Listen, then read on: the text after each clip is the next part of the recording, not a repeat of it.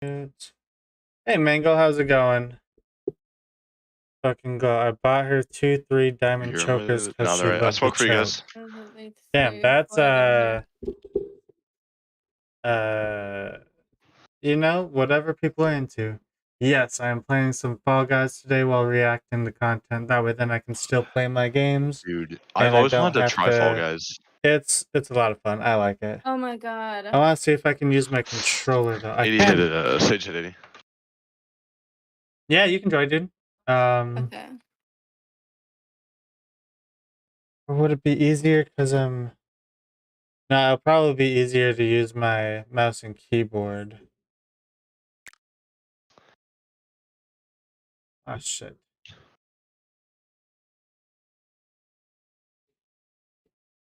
Bring up that shit again. Okay. Streamlabs. Good shit, Riz. Honestly, this is the first. So I've played Fall Guys before, but I don't remember what I played it on. Oh man, I waited too long.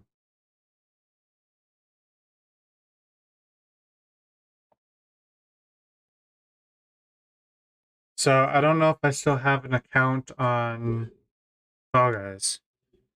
Oh. Isn't it like I don't know what use.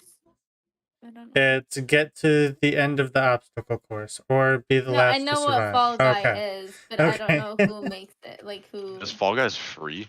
Yes. So I have it on Epic Games Launcher. I wasn't able to find it on Steam. Gotcha. I smoke for you guys over there?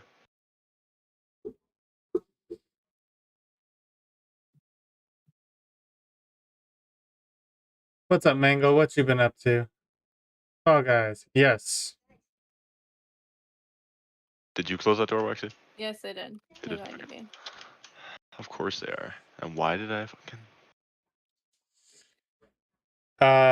Glow, if you want to jump into the reaction. Mm-hmm.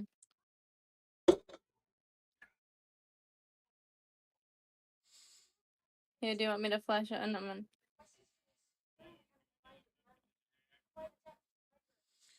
Just gaming and streaming like normal. Nice. What are you streaming right now? Glove House? Sorry if I blinded you. God, no, hold on, my don't tell game me. just Don't tell me. I know what it is. God, it's not Elden. Is it Elden Ring? Is that what it's called? Hey, I'm gonna go to general. Right, Yeah, feels good. Yeah. I figured you guys probably would dip out. It'd probably be better anyway, to be honest with you. Yeah, unfortunately. Alright, so dude. Alright, catch you later. Yeah, I got you. I'm going to... Nice. Okay, I was glad I got it right. I didn't think I was going to get it right. Well, it looks like I need to fix my light real quick.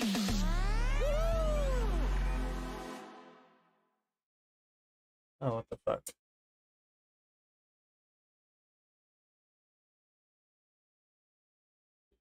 Oof. That is bright.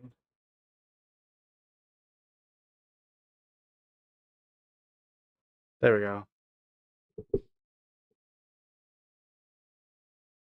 Streamed for 5 hours earlier, but I'm gonna stream more. Hell yeah, dude.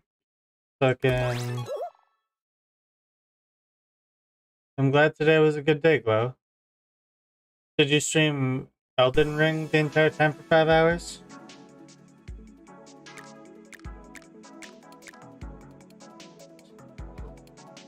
Brogy6515, nice. I am going to turn down the volume.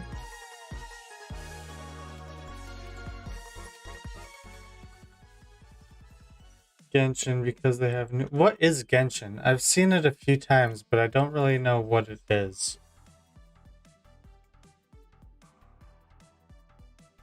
Hexathon, play any round in Hexathon. Reach round 3 in squads. Solo, solo, solo, duo, duo.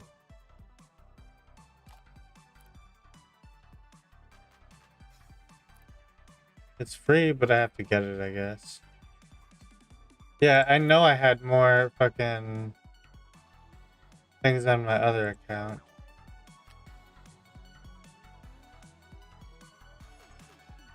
Let's see here. And it's the game mode I don't like called TCG. What's TCG? It's essentially a playable anime as Maxor has stated. Who's Maxor?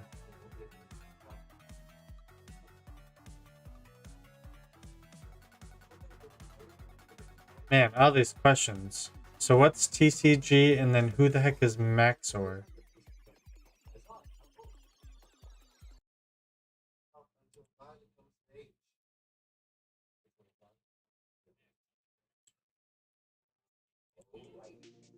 Oh, hold on. I need to play it's the card game Playoverse added a while back. I need to throw my intro out there real quick.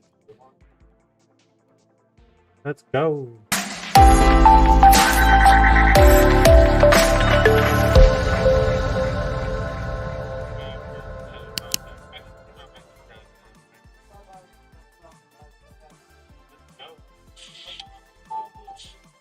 So for some reason I can't hear my audio or the audio in the intro, but it's there. I know it's there. I just double checked. This whole is what's known as a gacha game. What's a gacha game? Man, going on all these words that I do not know. I mean, I guess I could look it up real quick.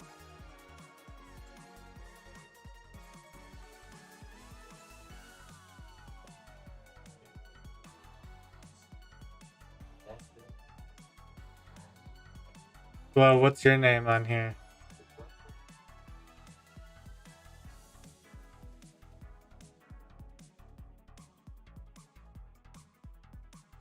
Which game is a game where you can pull for characters? Don't make fun of me. My name has in 6th grade and don't know how to change it. It's all good. What's your name?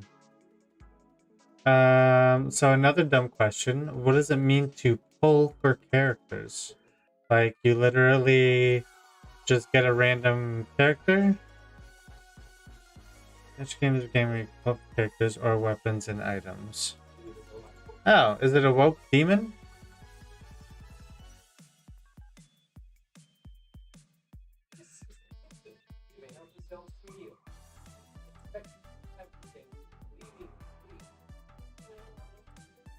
Nice. Especially you'll be able to hear the other players in your party and they will be able to.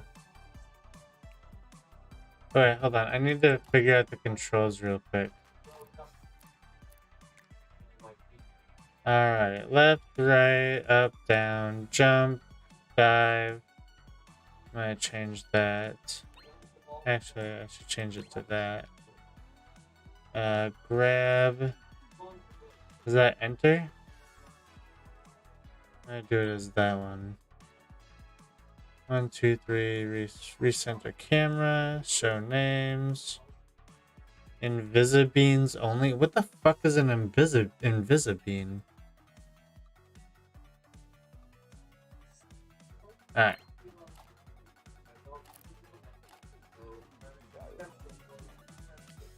Alright, you accumulate some type of wish or whatever it gets called, and banners happen that you need those wishes for. Oh, okay. Alright,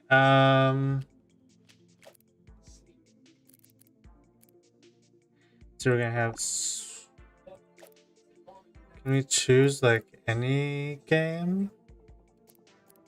Or, like, can we exit out of some game? Do you want to do duos or solos? Duos. Duos? Yep. Alright, I'm ready when you are. And then as soon as we start, I'm gonna press play on this video. Alright. So... And with gacha games, you have F2P people in Wales. What's F2P? I don't know. Okay, at least I'm not the only one.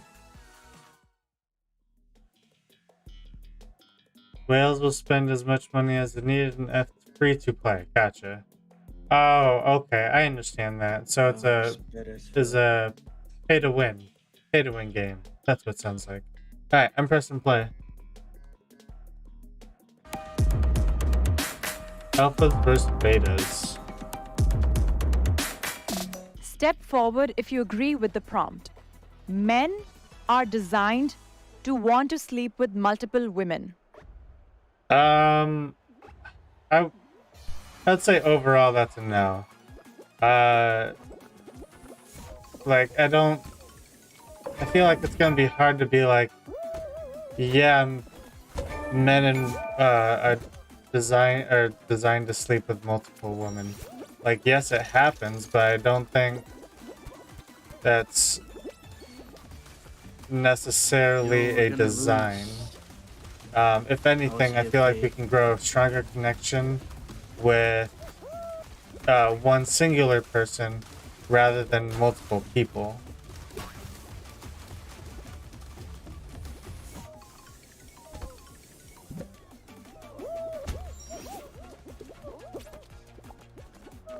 Yeah, I would say I definitely agree that men, want to sleep with multiple women. I think it's natural because one of the things is because we have so much sperm, and that we produce so much sperm, and that makes us want to repopulate the earth basically. And so, I mean, just because you have a lot of sperm, that doesn't necessarily mean that it's meant to go to multiple different people. Like, you're trying to tell me that if you had one person who was consistently able to get you off, like, you wouldn't be happy? a lot of times what happens is I think that society is telling men not to do that for whatever reason. You know what I mean? And some guys fall into that. But I definitely believe that we men lost. actually want to be with multiple women because it's just a natural thing in us. This is why you hear all the time, men always cheating and hey, we guys got in the feel top like 50. We qualified. hide the cheating and everything like that. And if it was natural for them to just want to be with that one woman, then cheating wouldn't even be an issue. You know what I'm saying? So that's how I look at it. The only reason cheating is an issue is because people are hardwired to go for what gets that dopamine, and I guess fortunately, sex creates that dopamine. Like that, but that doesn't mean that we have to act on those animalistic urges. Yeah, I think for the way we were cultured, I agree with that, but also to just through human history, right? For survival, maybe this is old school thinking, but it's just like for survival, you need to have lots of kids. So someone's pregnant, how do you keep multiple?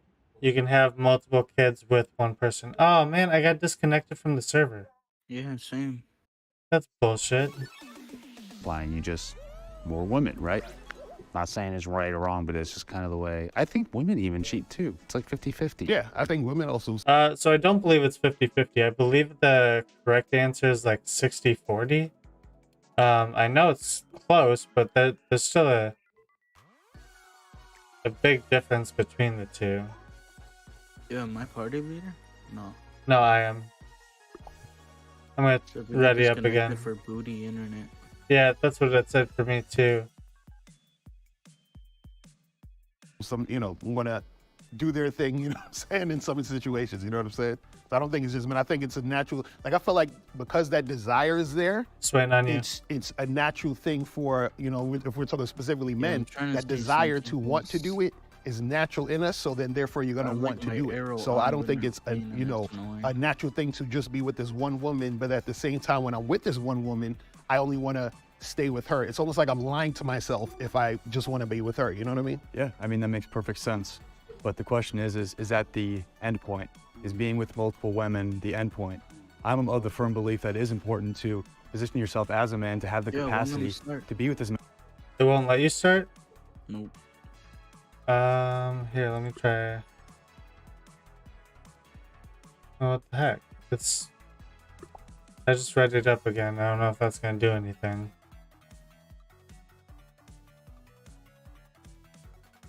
Many women as you possibly can and position yourself in a way. What was that? I'm gonna restart my game real quick. Oh, okay.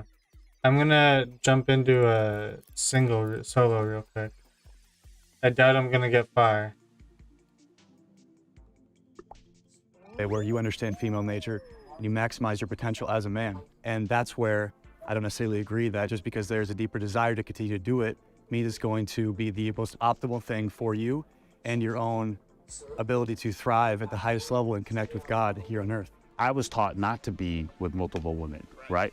But it's like, Especially, I mean, here's the thing, especially when you're in a relationship, right? It's like, it's better to grow together with somebody than multiple people, which Yes, you will have a lot stronger of a connection with one person than multiple people. I totally agree. But I think in the dating terms, it's like, there's nothing wrong with being multiple women, because I think that's just dating. It's experimenting, it's finding other people. But are we naturally made to just always be with one person? It's like, if that were true, then these first thoughts of being with another woman, even though I'm in a committed relationship, would never occur. But it comes up once in a while. But it doesn't mean I'm People are able to grow a connection with more than one person. Just because you're able to grow a connection with someone else doesn't mean you're meant to be with them. acting upon it. So And you might be being generous about saying once in a while. Probably comes up quite a bit. it depends what kind of relationship you're in, I guess, or how good of a day it is, right? Like, but I would say for me, if it was totally natural, even though I was nurtured into only being with one woman, that these thoughts wouldn't occur then. Right, and the thing with me, I'm non-monogamous, so I have a wife, I have a girlfriend, and I still, from time to time hook up with other girls. You know what I mean? And so, and the thing is, it feels regular to me. It doesn't feel like I'm trying to do it or doing it because I'm forcing myself. It just feels just natural, like it's something I want to do. You know what I mean? And so to not do it feels unnatural. You might just want this one woman for a relationship. I can understand that. But sexually, though, I think it's all BS. Yeah, I agree. I think a man can absolutely be head over heels in love with a woman and still sleep with other women and it not mean anything to him. Right. And I think all men have the... Yeah, but I think that's more just because guys and girls view sex differently. But that doesn't mean that we are designed to do that. Again, I don't think we're designed to act on all of our animalistic urges. You have to have some sort of discipline. The proclivity to want to sleep with other women. Now, whether they're able to speak to that and actually act on that or not, or if they've been able to, like you said, like religiously find a way to work around it. And I think religion has been great for that, because if it weren't for religion, we probably would not have society. But I think what's most important to identify is that a man should create choice in his life. And if you have choice, you should be able to do as you wish, particularly like in your case, like in my case, if there's no deceit.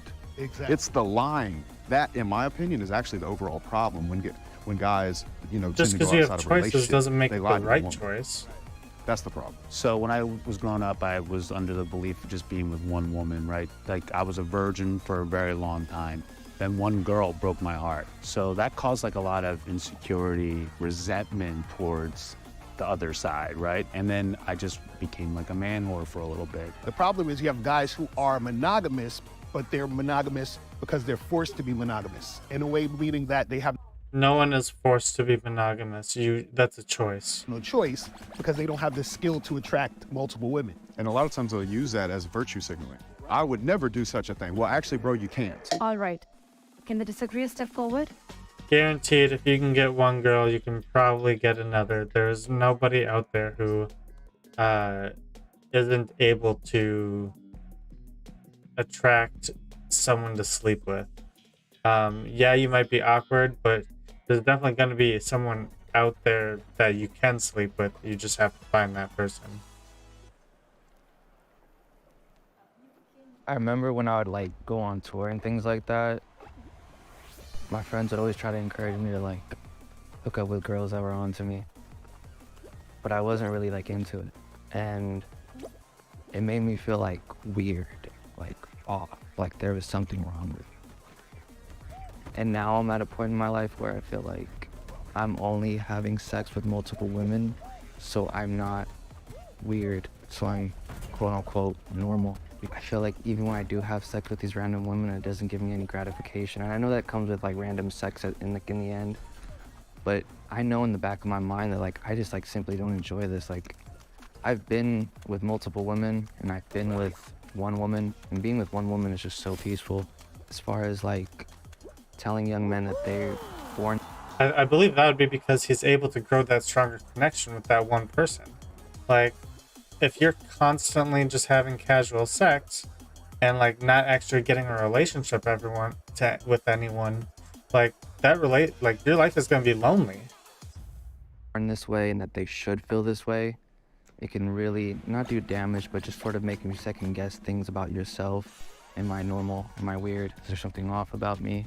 Everyone else around me is saying that I have to feel this way or I have to do these things, but yet I don't feel the courage to do those things. I would say that's not true, though. I don't think that we should promote men sleep with multiple women. I think that we should promote choice and what feels right to you. So in your particular case, I would never tell you to sleep with multiple women. I think you might be doing the right thing to do exactly what you're doing and not do it or stop doing it. It's not about pushing it on the young men, but I'll tell you, there's a lot of casual sex implies ranked sex. That's why you gotta be able to sleep with multiple women for a better rank. I wonder who top 1 worldwide is. I mean, I guess that's, I've never really heard it that way, but and definitely in the red pill dating scene, that's exactly how it is. It's the more women you sleep with, the better the better you are.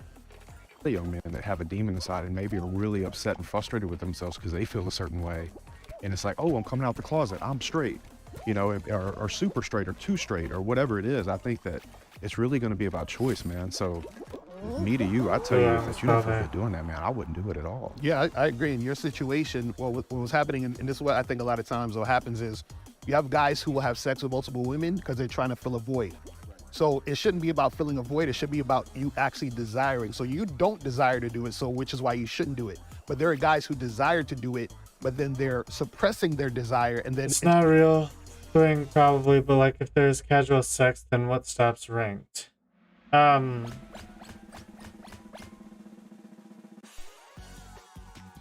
So I think it's just, if you have a mindset of, oh, I'm amazing because I can sleep with this many people, I don't know how to word it, but I feel sad if that's your life. Like, you're not number one unless you're sleeping with the most amount of women. It's doing the same thing as you not wanting to do it. Like they feel weird about not doing it, but they want to. Whereas you felt weird doing it, but you didn't want to. I think it's a society thing. Like what you just said, who's making them feel guilty about not doing it? Other men. The reason, I think women and men, the question was, do you feel that men are meant to sleep with multiple women? Or they're just, you know, that's what they do. And I don't think that's true. I think it's a part of your character and who you are. I do believe that if you're going to be honest with your partner is into it, but do I believe that we are biologically meant and it's in our head because we have to procreate and this and that? I don't believe that. No, I believe just think guys like sex a lot is because so we try to do it as much as possible. It's looked upon as a great thing for men to have multiple women. Women are shamed for that. Shamed totally. I have one son and 2 daughters, and I know the difference of how I felt when they were 15 or in their 20s. Now they were 15 versus him having multiple partners or my daughter. So if I could struck a check for $1 million and never feel that feeling again, I absolutely would. I really, really would. It's something that I really hated myself for, and I felt very apart. I grew up in the South Louisiana, it was a Bible Belt, and I felt very distant from people around me because I had this urge in me and could not understand why I was so different. Like, the biggest self-hate I've ever felt in my life is over this particular subject. I thought I was broken. And I don't understand you. And me, again, I'm going to come back with, it is the cause. What do you mean red district? Me, I'm bisexual. I've always have been. But like you heard me say, I've been married to I gotta exit out real and quick. I've been committed for 30 years. It doesn't that I don't have that desire. It's my character to say, this is my person, and that's who I want to be. So that's what you're making a character versus is the driver. I was going to say. Then that goes back to, are we just built that way? Because if we're just built that way as men, then there's multiple people that I'm going to want to sleep with. But I think what I was under the impression with that question was, are we biologically DNA created for that? I say yes, but I loved and I agree with what we're saying here. It's like, but as men, right, in the culture and awareness and being a human being, having a consciousness, choice, language, we can choose not to. We can go against those desires or urges and stuff. If you feel that desire and honest with your partner, I believe that is true. Do I believe that we are biologically meant to, we just biologically want to sleep with more people because we have a penis between our legs and not a vagina? I don't. Well, let me ask you this, though, because you said you're bisexual. So that means you're attracted to men and women, right? So if you're with a woman, aren't you also attracted to men? So wouldn't you want a man and a woman? No. So you're just like, I just want one. I'm trying to. Well, it's not even like I'm. But there's no urge to want There's always More? urge. That's what I'm. The urge. So That's what we're show is talking not about. selected. Guys, that doesn't mean that I'm Which show biologically. it- I think men and women. Hold on, which show are you on? Those. Duos? Yeah. Yeah, it says show is not selected. Oh, there we go. Both have urges. Where do you think the urge is coming from, though, if it's not biologically inside of you? I think the urge comes from. I don't think it's a biological. Okay, I mean, if that's the case, people are like children are biologically like it's in their nature to put things in their mouth. Does that mean that we are born to just put things in our mouth? That's how they feel for the world and like get to understand things is they put it in their mouth. That's why you have to start baby proofing your house and whatnot. Does that mean that we are biologically determined to as adults to put things in our mouth? No, you have to adjust and overcome those things.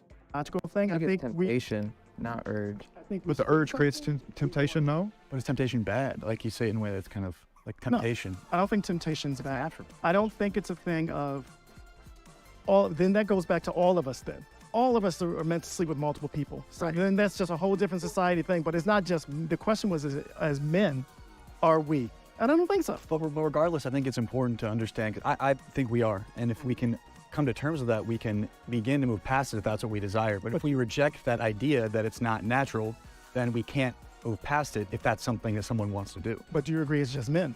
Do you agree with that statement that it's just No, I think it's women too. Okay. That's where I yeah. disagree. Oh, Oh, no, 'cause okay. they was we just talking men. Right. At least they're being a agree little that bit it's more men and women. consistent. What it sounded like was, and correct me if I'm wrong, people started talking about like infidelity and, you know, telling the truth. And I think like the urges and things are okay until you act upon it.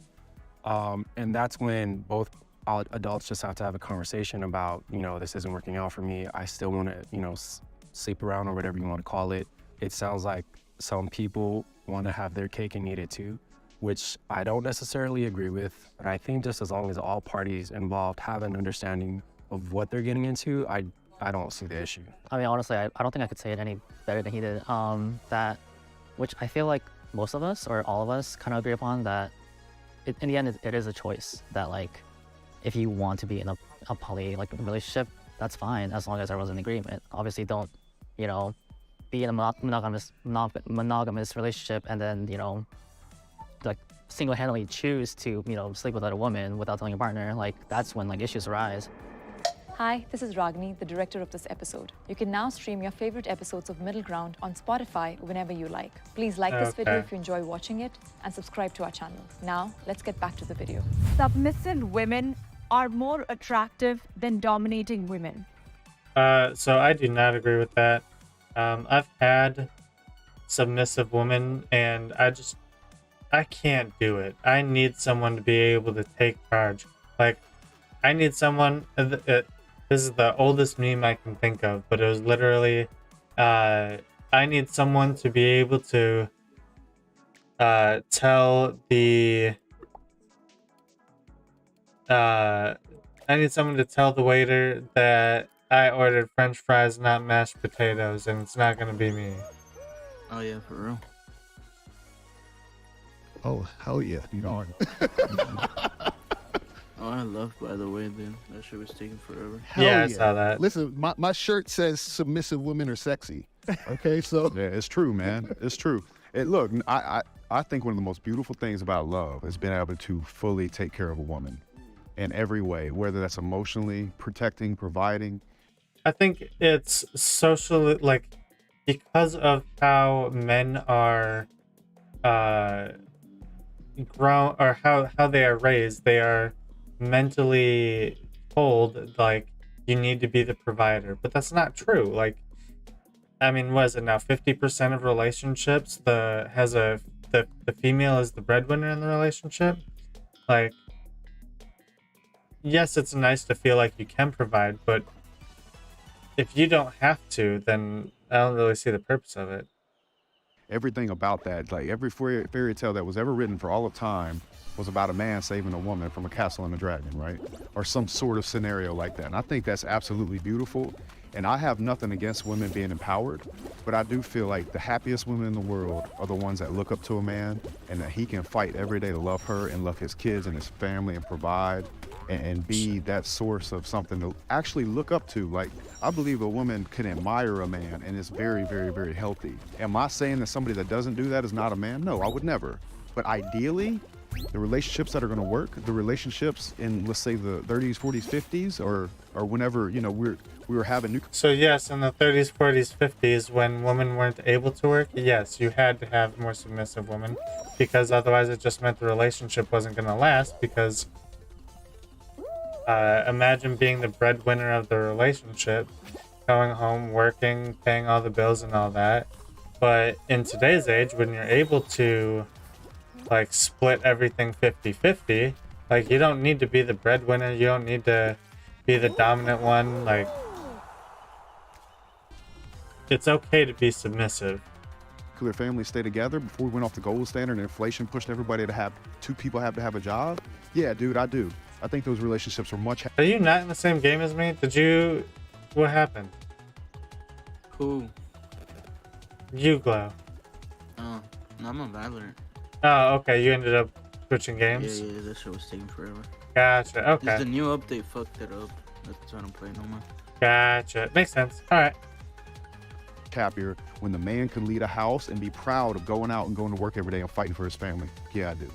Yeah, I think so. That just sounds like a pride thing. Like, it's not something that has to happen, but it's definitely just you being too prideful. What we have to do is we have to look at general female happiness, because that's really what I'm into. Like, I don't really care what guys think or what girls think. I think I have a unique perspective in that I've worked with a lot of high-performing women that operate in this dominant role, and I work with them for the purpose of helping them be able to reintegrate with that more submissive, connected, intuitive part of themselves that really is connected to their bodies, that if they were connected to their bodies wouldn't be as dominant, at least in the presence of men. And with every woman that I've worked with, there is this deep, deep, deep desire, regardless of what she says externally, to submit to the leadership of a man that she knows can properly hold down the emotional space and really put her interest at the forefront. Right, because soon as when a woman is dominant over that man, she can't respect him. It's just impossible. That's not true at all. Like, don't get me wrong. Like, no one should be crying over everything. Like, that doesn't make for a healthy relationship whatsoever. But at the same time, like I said, if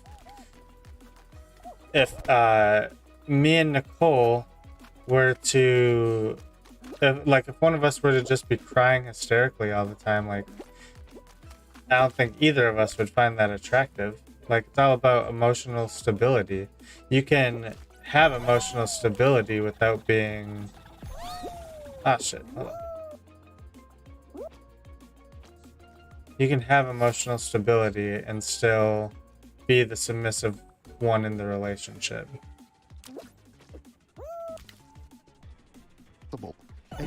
Right, exactly. And the thing is with submission is, like, if you even look at the word submission, sub, under, a mission. If I have a mission and this woman is under my mission, meaning I'm leading her, right? Then that is a actual good relationship that's going to flourish. Truly, deep down, every woman would love nothing more than to be more feminine in a role, in a family, and take on that, either that motherly role or that nurturing role, or the role that feels supported. That's not true. Not everybody wants to have, not everyone wants to be caretakers. Not everybody wants to be submissive. Or not every woman wants to be submissive. Some of them like being more dominant, and it literally all depends on the dynamic of the relationship. To the overall mission of a man. It's just got to be a man worth getting behind, and weak men are the reason why this is a problem. Case in point, look at the workplace. You don't see women applying for jobs to be power line guys, or... You do see it, but because they haven't been represented in the past, a lot of women don't feel like they can do those types of jobs. Hang steel at steel companies. They're not picketing outside of the United States Army being like, why won't you draft me? They don't want that smoke, bro. Okay, the draft part I agree with. That's okay. Right. And I can't say enough. It's like, as a man, like, you get to take... Does anybody really want to be drafted? I feel like when I first heard that, I was like, yeah, I completely understand. But now it's like nobody wants to get drafted. Pride in taking care of a woman, protecting women. What about your daughters, man? You want to protect them, provide, care for them. That's okay. Let them be feminine. A strong man doesn't need you to be a man. He say, fine, you can be a woman. You're safe, sweetheart. You come with me. Right. That's it. Ah, shit. There were just a few things that I disagree on. I think that in 2023 especially, I think women just want to be able to look to the side and see their partner as an equal. Exactly. And I think a lot of women now are, I don't think they're trying to be men. I think what they're realizing is that the qualities that they were looking for in men, they've always had it within themselves. If women are submissive, it's mostly for, I want to say like the validation for the man. I think they know in the back of their heads, like they know now that they can do things on their own. I don't think they necessarily need a man, but I think what they're looking for is that intimacy to have a partner. But I don't think that they require one. They don't. Oh, no, they do. Because, don't. you know, a lot of these girls, they usually go home and cry at night from being lonely, from not having a man. They have all these things, and then they're upset they don't have a man. You know what I mean? And I heard you say that, you know, women want to be the man's equal, but you don't see, and maybe this could just be a societal thing, a societal pressure, but you don't see women doing things that could make them equal to the men. You don't see the women approaching the men. You don't see the women paying for the dates. You don't see the women being more assertive to the man. You see what I'm saying? So where's that at? Because they got options. They got so much more options. They than don't. I'll men. tell you what you do see. You see a high level of women on antidepressants more than ever, right? And I think that's a bunch of women trying to cope with trying to be like a man when... So there's a bunch of reasons why they could be more on SSRIs. One reason is because a lot of women don't feel like they are they're adequate enough. Like, I mean, you have women who judge other women, and literally, what is it? They see, what is it, on social media nowadays is fucking up girls' mental perception. To the point where they're getting more depressed, but it has nothing to do with being dominant or submissive.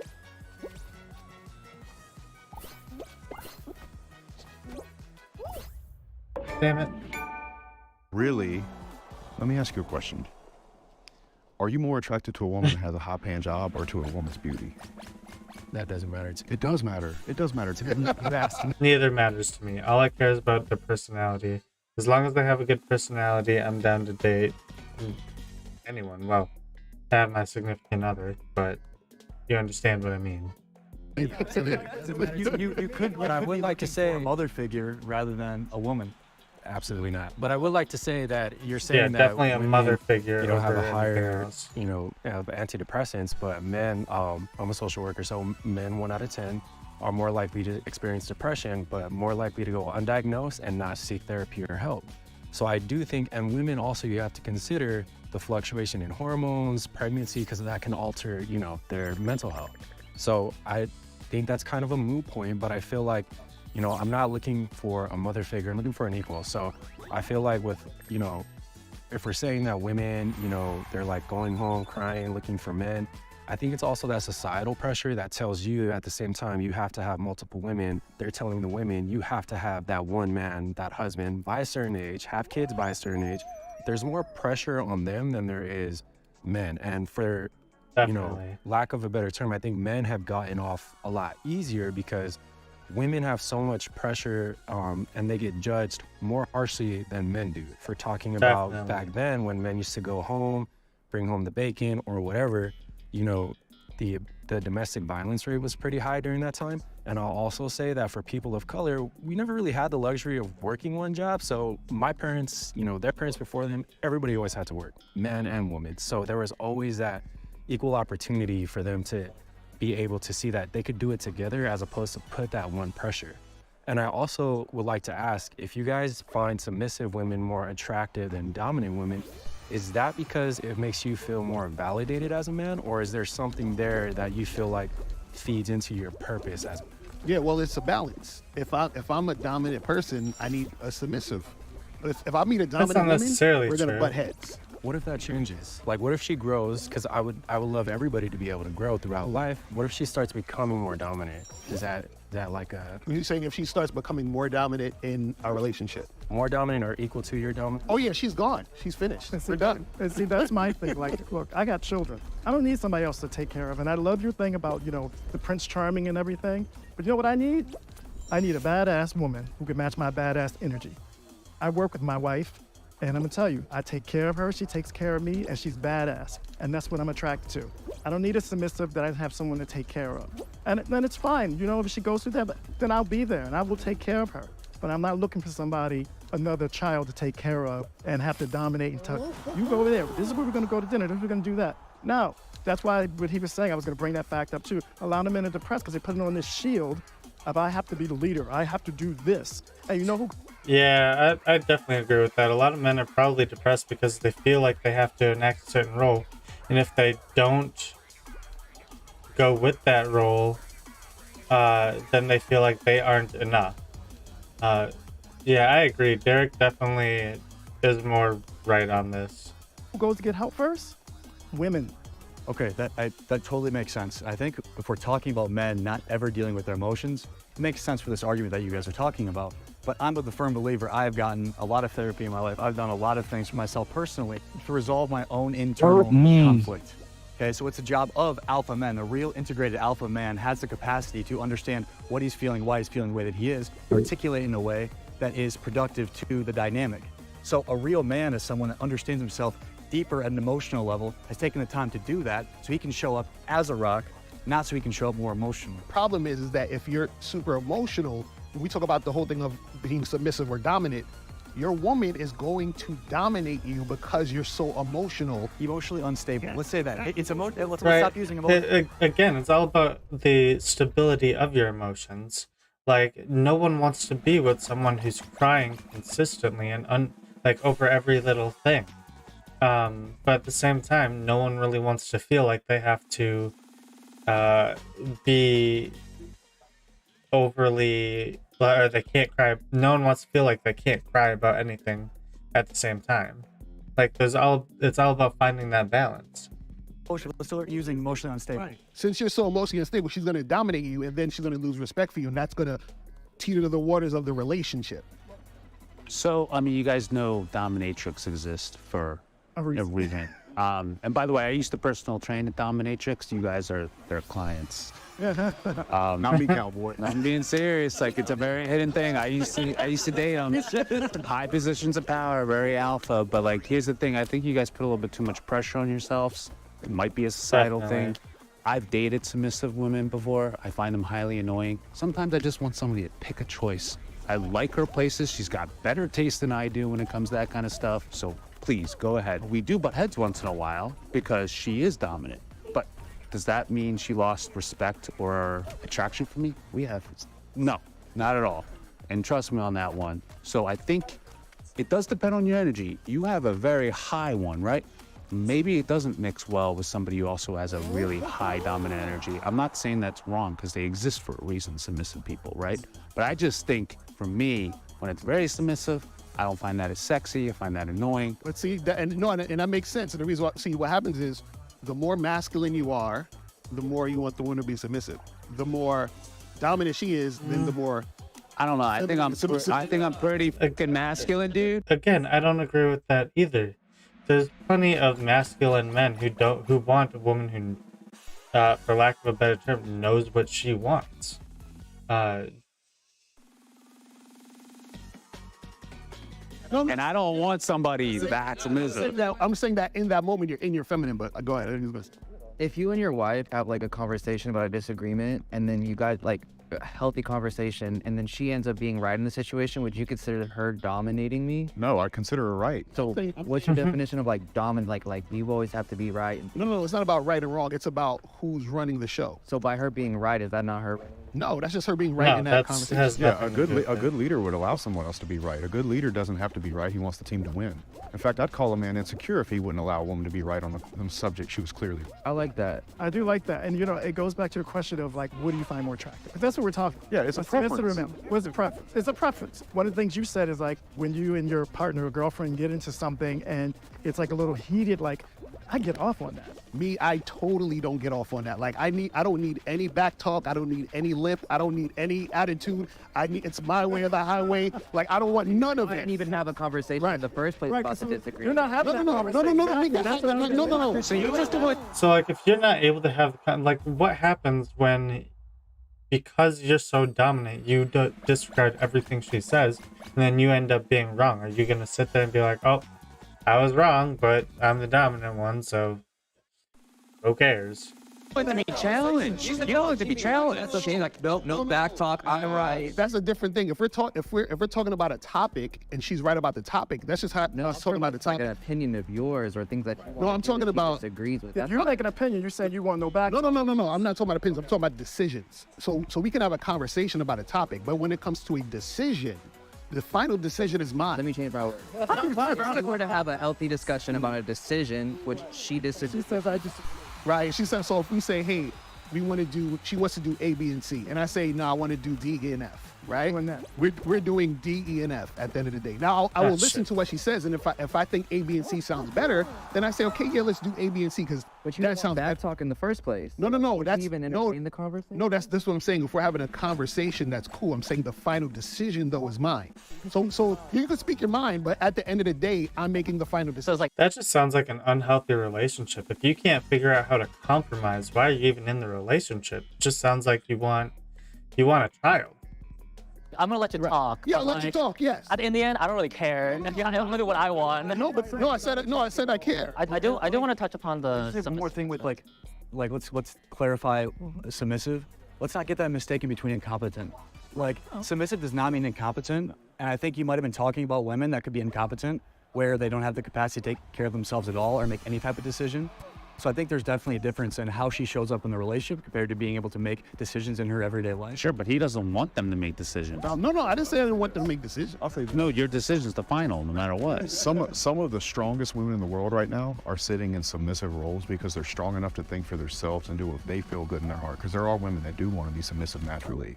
And some of those women are the strongest women in the world right now, especially when the world's telling them to go be something that they don't want to be. I do agree that honestly it is a choice, it's a preference. You know, we shouldn't speak upon like everybody. Obviously, like it's always a gray area. It's a range. It's not one side or the other. And if you guys want to be in a relationship where the woman is submissive and the woman also wants to be in a relationship where the male is dominant, that's completely fine. But the thing I want to talk about more is the fact that like you guys keep saying that like this is what women want, or that like all women want this. Who are we to decide what women want? Because first of all, we're not women. And second, just because of our personal experiences in our lifetime about the people we've interacted with, I feel like that's something we need to take a step back from and clarify that like, no, this is just my personal opinion. In the end, we don't know what women want. Women knows what they want, not men. I have yet to... I don't really think anybody knows what they want. I think people think they know what they want, but no one knows initially what they want until they've had what they don't want. See a relationship, because I would say a relationship dynamic that is optimal has deep connection, where you could say there's a deep friendship there, but also there's sexual polarity. And I've seen dynamics where there is a great friendship there and there is connection, and they do live very cohesively. But when the woman is more dominant, the majority of the time, I have yet to see a dynamic where consistently over time, there is strong sexual polarity on her end in a dynamic. And that's fine. Like if that's what you've seen in your lifetime, that's completely fine. Like, but then that's biology says that. I don't think it's just my personal opinion. I don't think, but like, probably you just surround yourself with. Yeah, that's just saying. It's like just because you've grown up in a certain area where like people are like that, because like I could say the same thing, but on the other side, where I've seen plenty. I have said this numerous times. Why is Lil Peep in there? Which one's Little Peep? I didn't see. I've said this numerous times. I would be lying if I said that Nicole is not the one who wears the pants in the relationship. To my knowledge, and she hasn't told me otherwise, I mean, it's been almost 7 years, but we have a great relationship. We talk with each other all the time. we have good communication. We're able to pick up the slack where the other one doesn't. Like, and if we have an issue with each other, I mean, it goes with communication, but we're able to get through those things without it being a big deal. Yeah. Plenty of people and plenty of relationships where, like, that wasn't the case, but then they're like sexually fine, you know, that they're perfectly fine, their polarity is completely fine, and they're happy. And I could say the same thing. I could keep going at you saying that, like, oh, because of what I've seen or what I've experienced, dominant men, it won't work. But then that's dumb, because there are cases where dominant men do work, but there's also cases where it doesn't. No, it's all When they're happy, they're probably not going out saying, I'm so happy, I'm dominant, and I'm a woman. They're not going around saying that. You know, they're just happy. They stick to themselves most of the time when they're that happy. All right. I am great at sex. Define great at sex. Like, can I get my girl to finish? Yes. Is there a problem with lasting too long? It's like I would say yes, because at some point it just becomes. I feel like it'd become more a chore at some point. Like, imagine going for like 2 hours long, not being able to reach that sexual gratification of getting to finish. Oh, that's too long. Right, like. I'd say Hold on. I'm sorry, what was that? I said 20 minutes is good. Yeah, 20. I believe statistically, most people only need, what is it, like 20? Fuck. Most females only need like about 20 minutes to reach sexual gratification. Now, that's not saying that some don't need it longer and some need it less, and there's some that literally are just unable to finish from what's it called? There's some women who just aren't able to finish through intercourse.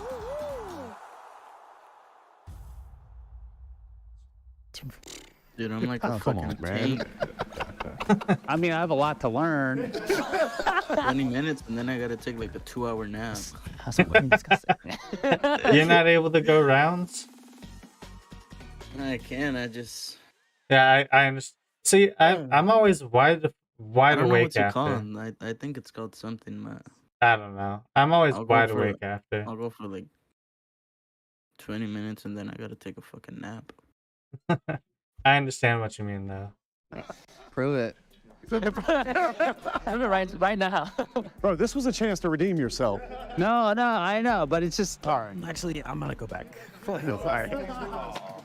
With my partner, my wife, I'm Redeem able yourself to for not what? only connect physically, but also emotionally. You know, but then I think that's the biggest trick I've learned. Not trick, but the thing I've learned about my years of being with my partner. You have to sort of like, you know, keep the spice going. I would say, you know, I think the fact that we have a woman who keeps coming back or who keeps wanting it, I think that, you know, that's a sign that she thinks you're great at sex. You feel me? Because she actively wants to keep it going and keep it going in that direction. I will say though, I'm better at sex with women I care about. You know, so I think, and me being a player and a guy who goes out and talks a lot of different. I'd say I'm the exact opposite. I'm worse at sex the more I care about someone. Like, if there's a strong connection, oof.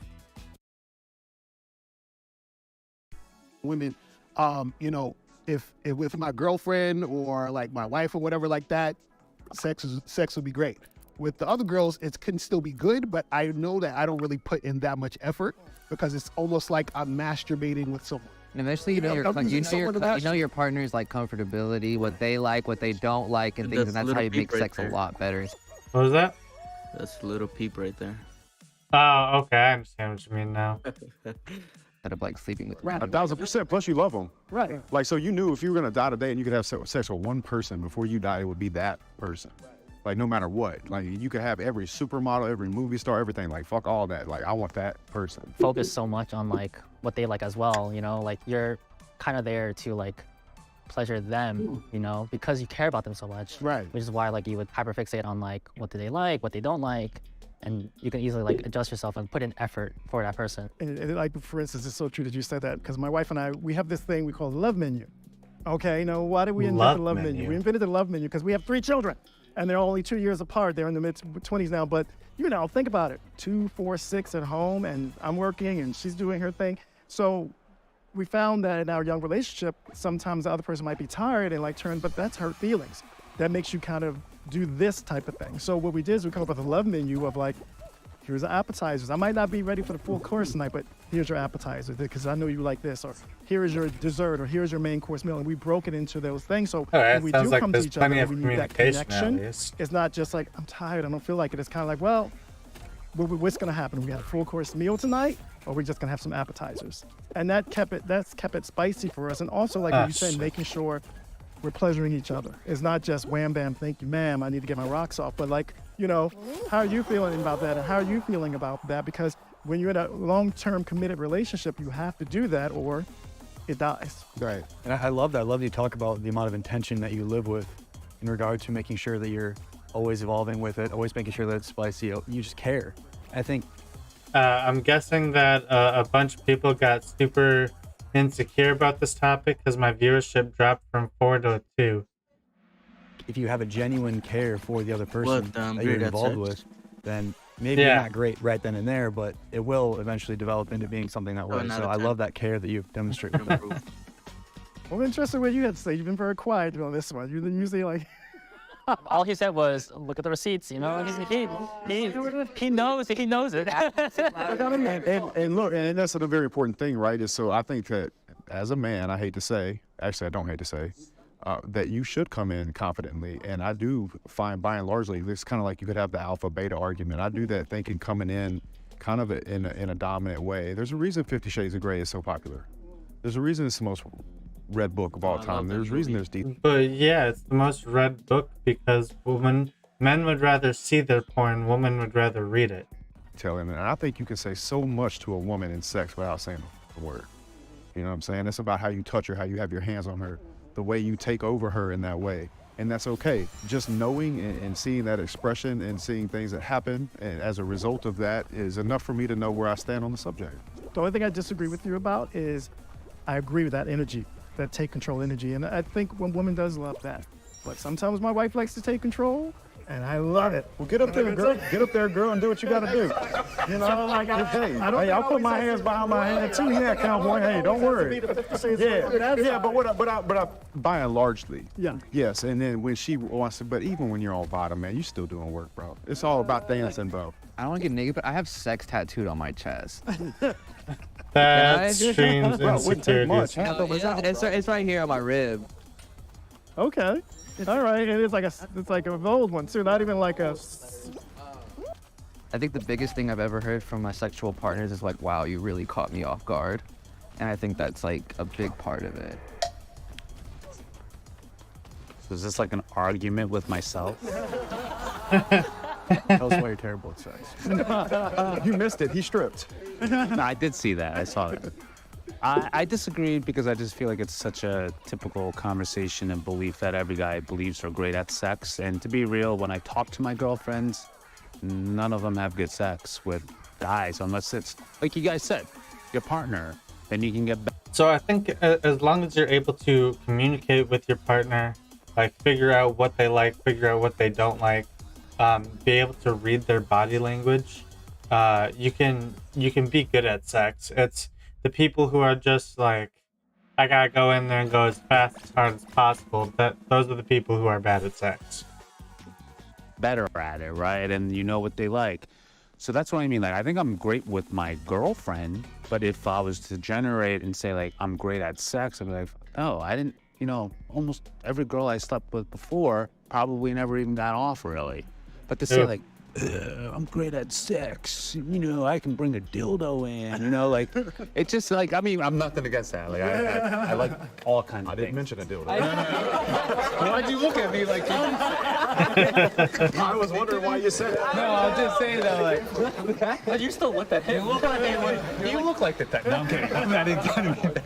But it's like, I just feel like, you know, there's a lot for me to learn even now with my partner. And I just like to say I'm great now. So I don't say that to myself because I think that blocks me from something that I might not be good at, actually. No, I agree. I completely agree with the aspect that, like, honestly, there's always room for growth. You know, like, going around thinking that you're like the best is like is not something that I agree with, but more so that, like, especially with someone that, you know, like a partner, like that you actually want to give the effort into. You learn, you know, like it doesn't always have to go like perfect the first time. You know, you pick up things. Like everyone's different, you know, man and woman. So like, honestly, like it's. But that's what when that question says I'm great at sex, like that to me tells me you could line up 10 girls and 9 out of 10 you would know exactly what to do. Sometimes it's just like a confidence thing. Like I am confident that I can achieve good sex. Exactly, right. Because that's what I'm saying. Because the thing is, I look at it like, because you're saying, well, being the best, you know, you can't really say being the best, but I disagree. I look at it as I am the best, but I'm choosing to be great like with that's this too person. cocky. Watch, And none so of what these I'm saying guys is have I actually can be gotten really a girl great off. with this one other girl. It's just one of those things where the girls say, and the reason why I do it purposely yeah, is because, I orgasm like I was saying just to earlier, make talking it about feel friends good. with girls and all that other stuff, is that women have to earn. That's the vibe they're giving off. That's how I look at it. You understand what I'm saying? So if I'm with a woman where I just met you at the bar and we're just hooking up, I'll give you some, like I should say women should earn great, but I'll give her some good. But it ain't gonna be great because you haven't earned it. You're not my girl. You haven't done anything. You're not gonna go the extra mile for her. Right? Exactly. I'm not gonna go the extra mile for a new girl. Like, I agreed with the I agree with the mentality, but then not the stage of it. Right, I'm just not gonna do all that for a new girl. I'm not gonna do that. So I can't. What I'm saying is that the greatness comes from within you to know that you can, but you have to make the decision to do that. And I think most guys, if they care about a woman, they'll do that because that woman, in some form or fashion, has earned that type of energy from him. And that's how I look at it. It's like, I completely agree, but I just want to change the word earn to something else. Something similar, but that means a little different. Because, like, you don't want to give as much effort to, like, other people that you don't really you see, like, long-term with. But then, like, obviously, if it's, like, a partner or someone that you can see a future with, you know that you can keep, you know, improving. You can be, like, the best, you know, for that person. Who thinks that great sex is more mental or more physical? Which one would you raise your hand? Well, which one? Say one of them. Who thinks that great sex is more mental? I mean, I think it's more mental. Okay. Who thinks great sex is more physical? The reason why I sat down and then I stepped back is because stepping down, sitting down, it was just kind of like that societal pressure of, you know, we all agree like men have to be really great at sex. And I had to check myself out of my ego and take a step back because it can't be 9 out of 10, it has to be 10 out of 10. I know I've had, you know, one night stands and I can't account for every single partner that I've had if they had a great experience or not. I could just be honest with myself and say I did my best, but, you know, for whoever is gonna be my partner next, you have to have that, like that sense of like open-mindedness in a way, because what they might think they want from you to make you great, you might not agree with even trying. You know, I get what you're saying about women having to earn great, but I feel like at the same time, why is it so funny coming out of your mouth? I feel like I told you I'm a comedian. I feel like at the same time, you know, women's needs are a lot different than men's in bed. So what might be, you know, easy for you, like a quick 1-2, they're expecting, you know, maybe more foreplay or more physical. What is it? There's a meme where a guy, it's like to turn on a guy, it's literally a light switch, and then to turn on a girl, it's this supercomputer with all these buttons, knobs, levers, and everything like that. Cool intimacy, or, you know, and with the whole like BDSM with like 50 Shades of Grey, I think that appeal to like a certain subset of women and their fantasies, but I don't think that accounts for all women. I think it's a great fantasy, but I think if you put most women, like, really say, do you want that? They'd be like, nah, they really want it. Women should not be in position of power. You know, I think who's ever best for the job is best for the job. Doesn't matter if you're male, female. Like, there's definitely gonna be aspects where men succeed, and then there's definitely gonna be aspects where females succeed.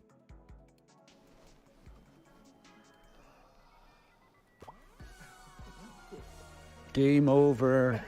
Just like his hat says. I'm the only one. I think a woman can be in a position of power only by herself, but not in relation to being in a relationship with a man. Because when she's in a relationship with a man, the man has to be the leader. The man has to be the one that's guiding the situation, directing the situation. If it's in any other situation by herself with work, you know, with her friends or whatever, she can do whatever she wants to do. Game over. Your game is over.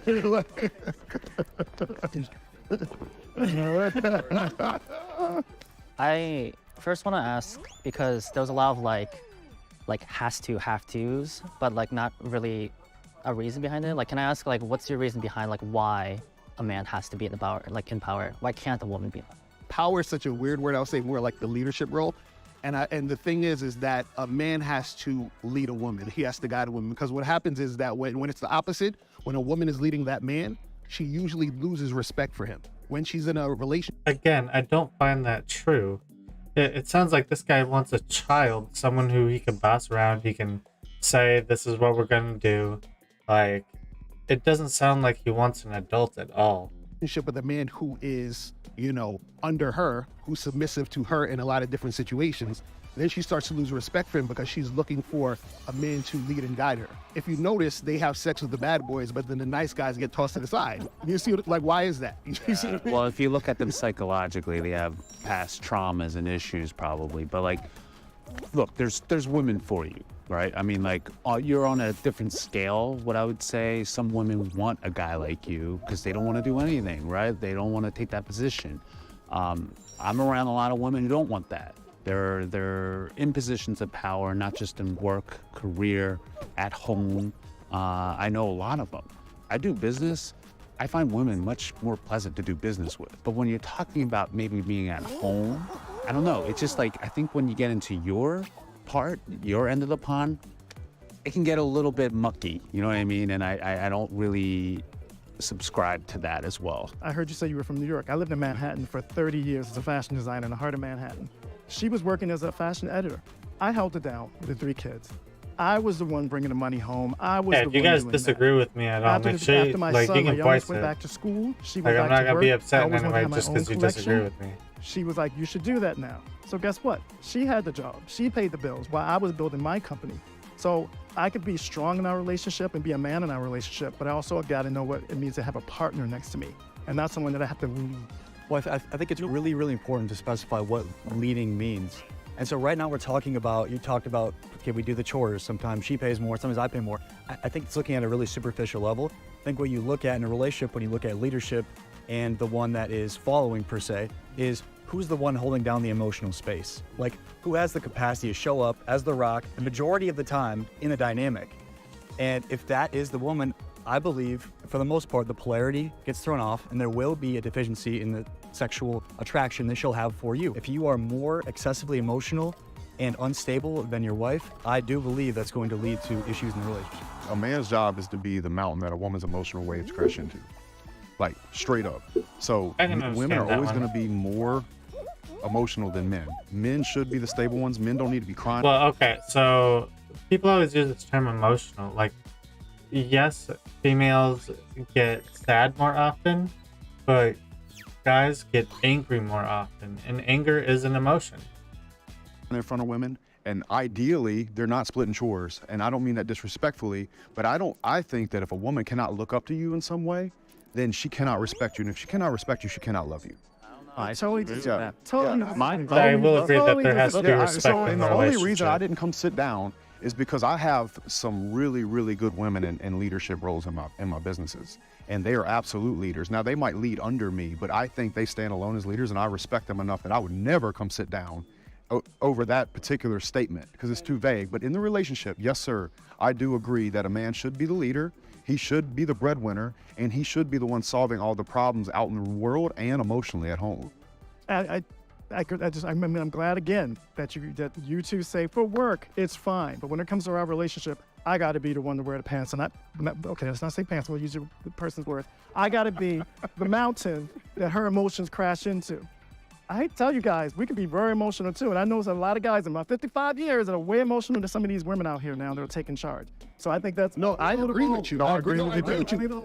They are, but if you notice, and I don't think it hurts the relationship either. And if you notice, isn't it weird that nowadays they're talking about all these single, sexless men and all these guys having it? But I don't think that has anything to do with whether they're emotional or not. I feel like a lot more guys, they don't care as much to get into a relationship.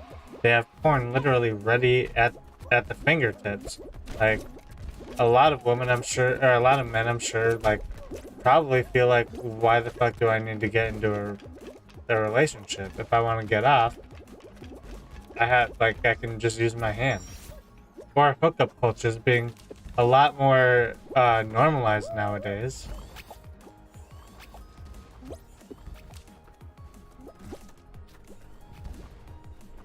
Issues. Why do you think that is? They're becoming more emotional than ever. Exactly. I think women are putting up with less bullcrap. No, they're not putting up. That too. I am not a sexless single guy. No, I'm not saying you. No, I'm just saying this. But No one said you were. my girlfriend is an emotional rock for me. That's what I mean. I'm sorry, but I gotta strongly disagree with everything you say. I'm also a breadwinner right now. It wasn't always like that though. She's going through a time and she wants to actually do something for herself, and I totally support that.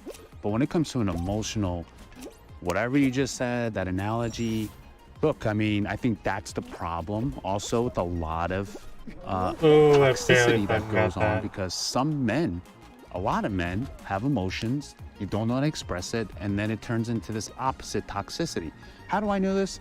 I used to be one of them. Me too. Like, it shows that a lot of these like rich millionaires are the ones that like have huge high divorce rates and things of that sort. And I think it's because they're just genuinely unhappy. Like, is your woman with you for your security, or did they actually like you as a person? And we're starting to see that, women want me at first, but I don't think it ends well, because after a while, like, they want you for your security. They don't want you for who you are as a person and things of that sort. And that's why we see these millionaires and all these like really alpha males getting high divorce rates, because I think at first it starts off with like security. Money doesn't make you alpha. It's the think so? No, not at all, man. No, money does not make you alpha. Yeah, I know. It helps, but it's not what makes you alpha. Yeah, I'm about to say, you educate me. That's why I came here. A man can just be friends with an attractive woman. I'm gonna say no. I think females can be just friends with guys, but guys cannot just be friends with attractive females. There's always gonna be that kind of sexual tension where if she were to message him, be like, let's sleep together, almost guaranteed he would be like, yep, okay, I'm on my way. Can? Cat. No technicalities, bro. So I think it's all about, again, as we've been saying before, it's all... Oh, I should actually qualify that. If they are already in a committed relationship, then they can. But single men cannot. about choices. I think if you find a woman attractive, it depends on, are you gonna choose to pursue her or not? But for some of us, like if we're speaking from personal experience, I've met many attractive women, and that's not the only thing that, I'm looking for. It's also about personality. So she can be a 10, but if it's like the personality is just, someone who doesn't challenge me on a spiritual level, emotional level, someone who also is like emotionally unavailable, like, then it doesn't really matter. I have friends who I would consider very attractive, but then at the same time when I think about it, I wouldn't be able to stand like being alone in a room with them for like more than like 10 minutes, you know what I mean? I can acknowledge if like certain female friends of mine are attractive.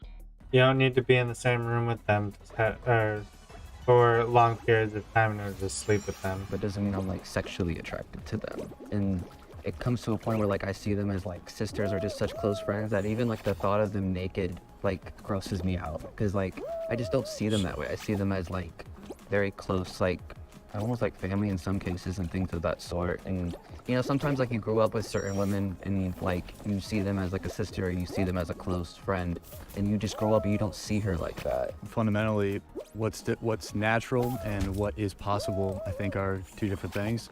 Is it natural to not be attracted to a very attractive woman to you? I don't think so. But with a lot of intention with it, and your priorities are elsewhere, and you're very intentional with how you're showing up in that space, I think you can do it. And I think that was the question, if it can be done, not if it's natural or not.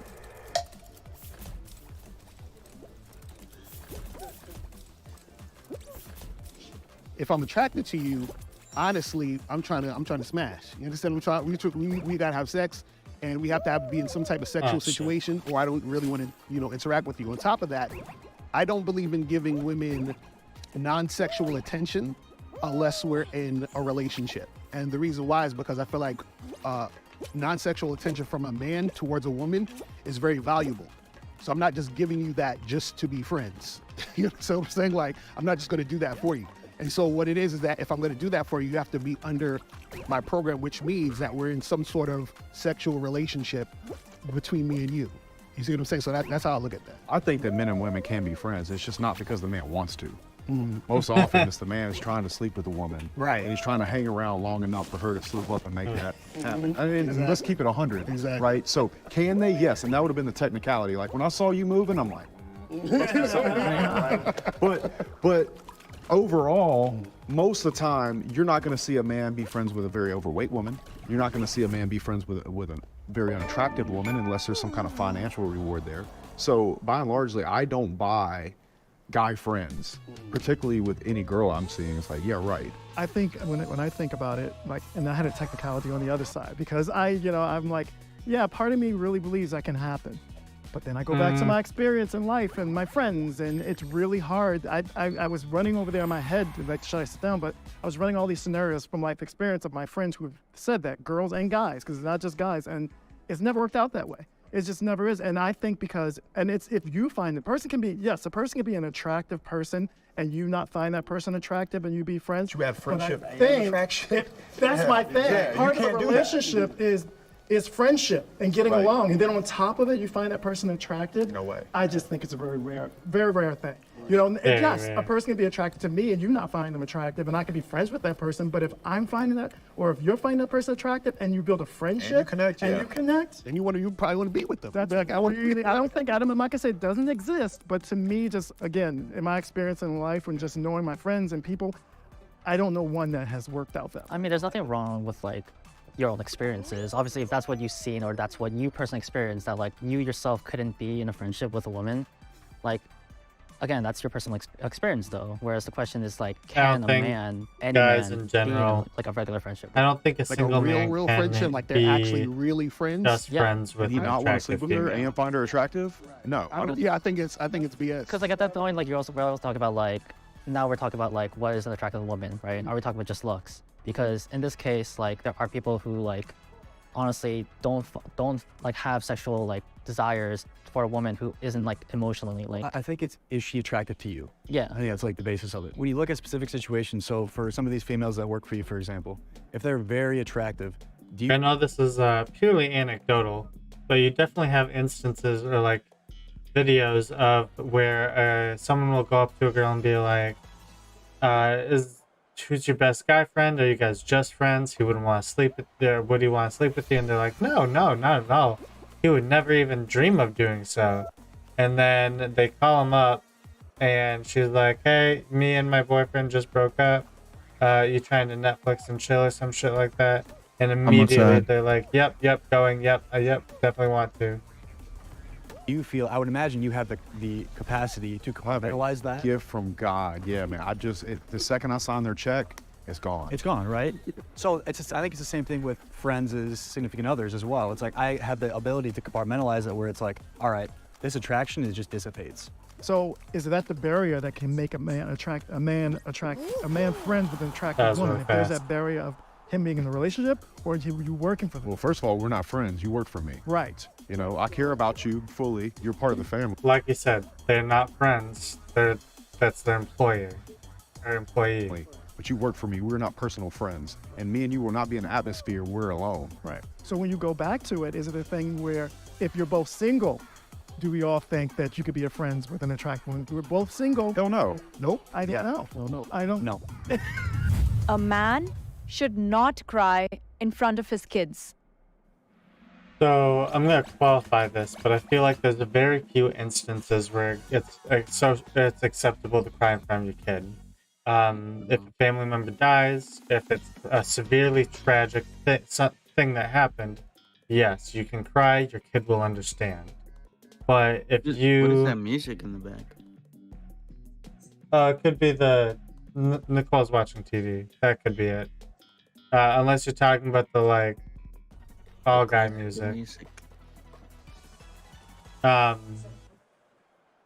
like, I don't think a guy should be, or is able to just cry about the smallest thing, like, I had a bad day at work, now I need to cry about it. So I feel like there's definitely, like, limited times where it's okay to cry in front of your kid.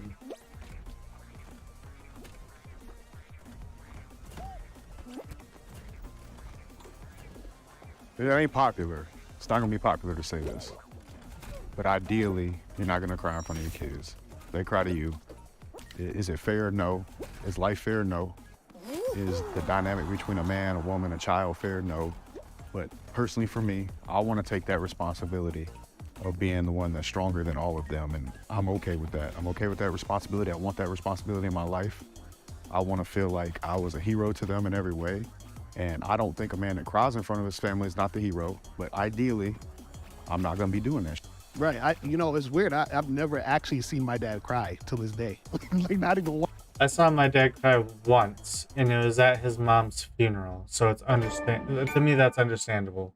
Once the kids is looking to their father for that strength, and so if they're seeing their dad cry, right, I feel like that creates fear in the situation the kid has with their father. If you're crying in front of your kids, it's the same thing as crying in front of your girl. It's a bad representation of what you're supposed to be in that situation for them. Now I'll tell you when I do cry. Bro, when you see like one of those kids with Down syndrome get put in a high school basketball game, he starts nailing threes and the gym goes crazy, bro, I'll be crying.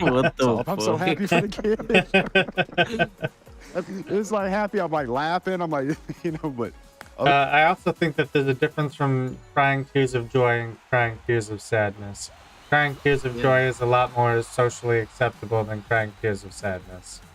Yeah, I've only seen my dad crying tears of joy. I've never seen him cry at all. Again, I've only ever seen my dad cry once, and it was because his mom passed away. Other than that, man, no, not at all. Calm the heat. Can the person who like has kids? I have a father who I've never seen cry, so I get that. I was that man. Again, you have to understand my kids. My middle daughter, who I'm going to talk about, is 26 years old. Now, for some reason, out of all three of my children, that middle girl, from the time she turned 13 to 17, 18, we just butted heads, right? And the relationship wasn't going to where it should be going. And I want to be close to my kids. We sat down, she was about 20, maybe 19, 20 years old. We had a heart-to-heart about our feelings and how we really felt about each other, and I cried. And 7 years later, better relationship than we've ever had, because she saw a human part of me and not just me trying to be what you guys are talking about, which is a good thing too. You can count, my wife can count on one hand how many times she's seen me cry. I think my son had and my other daughter haven't. But I'm going to tell you, for that enriching moment, and that's again just coming with years, of having those tears with her and talking about how important it was that our relationship work, and then hearing her come back and saying she felt the same way and breaking through that, I'm the father, I'm going to be the strong one, made her break down and both of us be closer than we ever have been. Can I ask you a question about that? Do you think that if you could have set her down earlier than the age that you did and just had a vulnerable conversation, that maybe it could have happened? Like it wouldn't have had to build all the way up to tears? No. She wouldn't have been able to hear it, or? No, because what was going on from my understanding of our relationship is that, you know, young people, I'm very independent, my children are very independent. They don't want to be controlled in a certain way. And as a father, you still have to keep that control. She was only seeing that side. So she was only seeing this domineering person trying to squish what she thought that she wanted to be or who she wanted to be. And that wasn't it. I was just trying to play the father role. I saw my dad do it. Never a tear. He's that man, you know, and I was raised by that man, and I took that on. I remember sitting my son down and telling him, boys don't cry.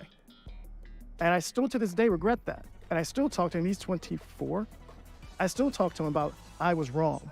Because I do not think that's the way we're supposed to live our lives. And I think that's why you go back to the statistic of how a lot of men are depressed. We're supposed to have emotions, we're human. Now, I don't believe every time you turn around, you should be in front of your children, ooh, and your wife, like, you know, I think that's a drastic thing. But I know dropping a tear as a father for me made a relationship and so much closer and so much better than it would. I'm telling you, I know what than it would have ever been. You don't think you could have shown that vulnerability without the tear? No. My dad was capable of expressing emotion, not from the standpoint of being a whiny little baby. He held it down on my family. My parents are the happiest couple I've ever seen, still to this day. But my dad was able to, and still is able to, at funerals, be able to show emotion. During movies, when he feels the emotion, be able to show up and do that. I'd never see him whining about, like what you guys are saying, whining about just issues happening in his life, like at work and what he's doing. Never. He deals with that on his own. But he is showing up vulnerably when he is experiencing an emotion, not from a whiny baby place, but from the freeness that he has with it. And I even think, like, when I first went off to college, you know, he's tearing up too. So I would just like to say, this is a field I specialize in. I'm a program manager for a nonprofit that focuses on mental health. And a lot of the times what we get in our clients are men that are coming in dealing with childhood trauma, these expectations and standards of trying to live up to the quote unquote masculine ideal. So a lot of the times we have men coming in because they're still trying to seek approval in their 30s, or they're still trying to get that male validation, you know, in their 40s. And it goes back to making sure we understand the difference between regulating your emotions and suppressing them. I think that's why I said earlier, like, to be an alpha, you have to be balanced. You guys can be emotional as well. You guys can be vulnerable. It doesn't make you less than.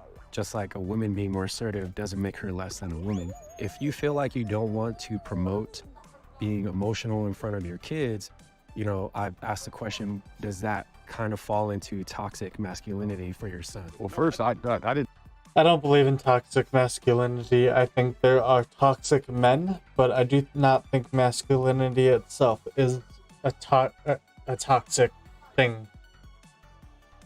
Didn't say anything about not being vulnerable. Vulnerable is the word that I brought up.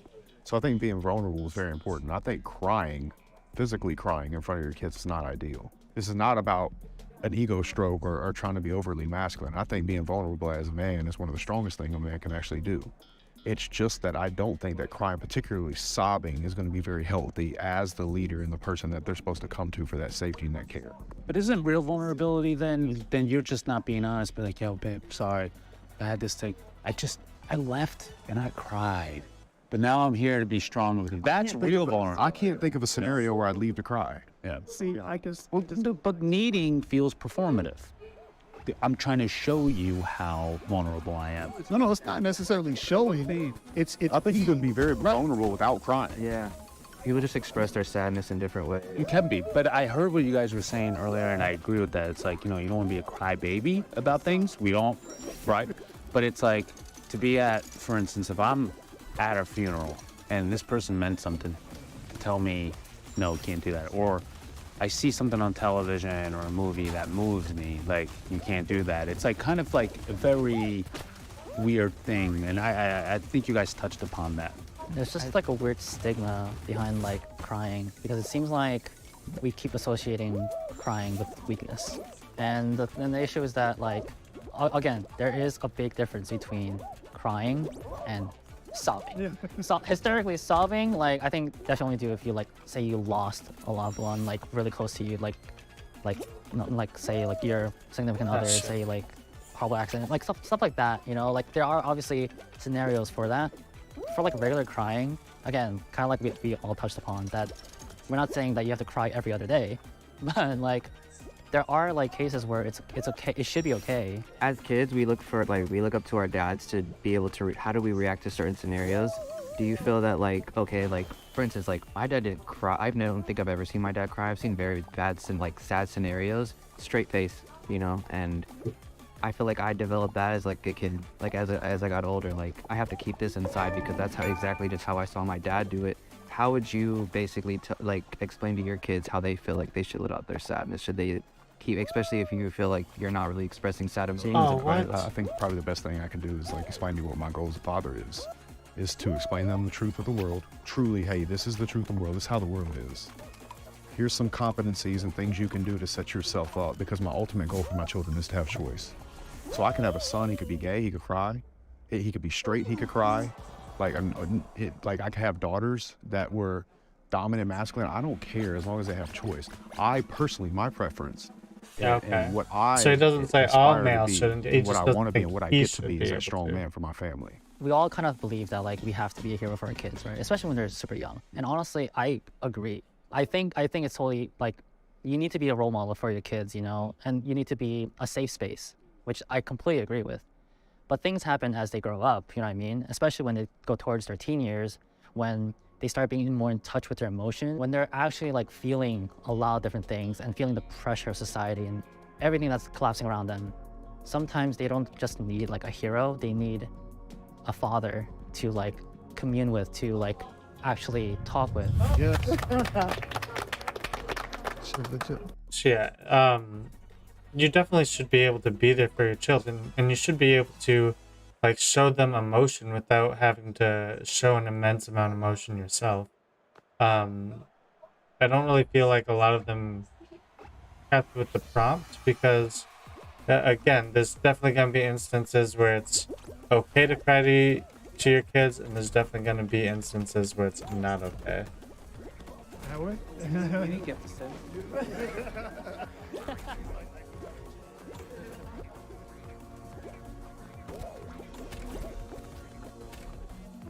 I've never played this one.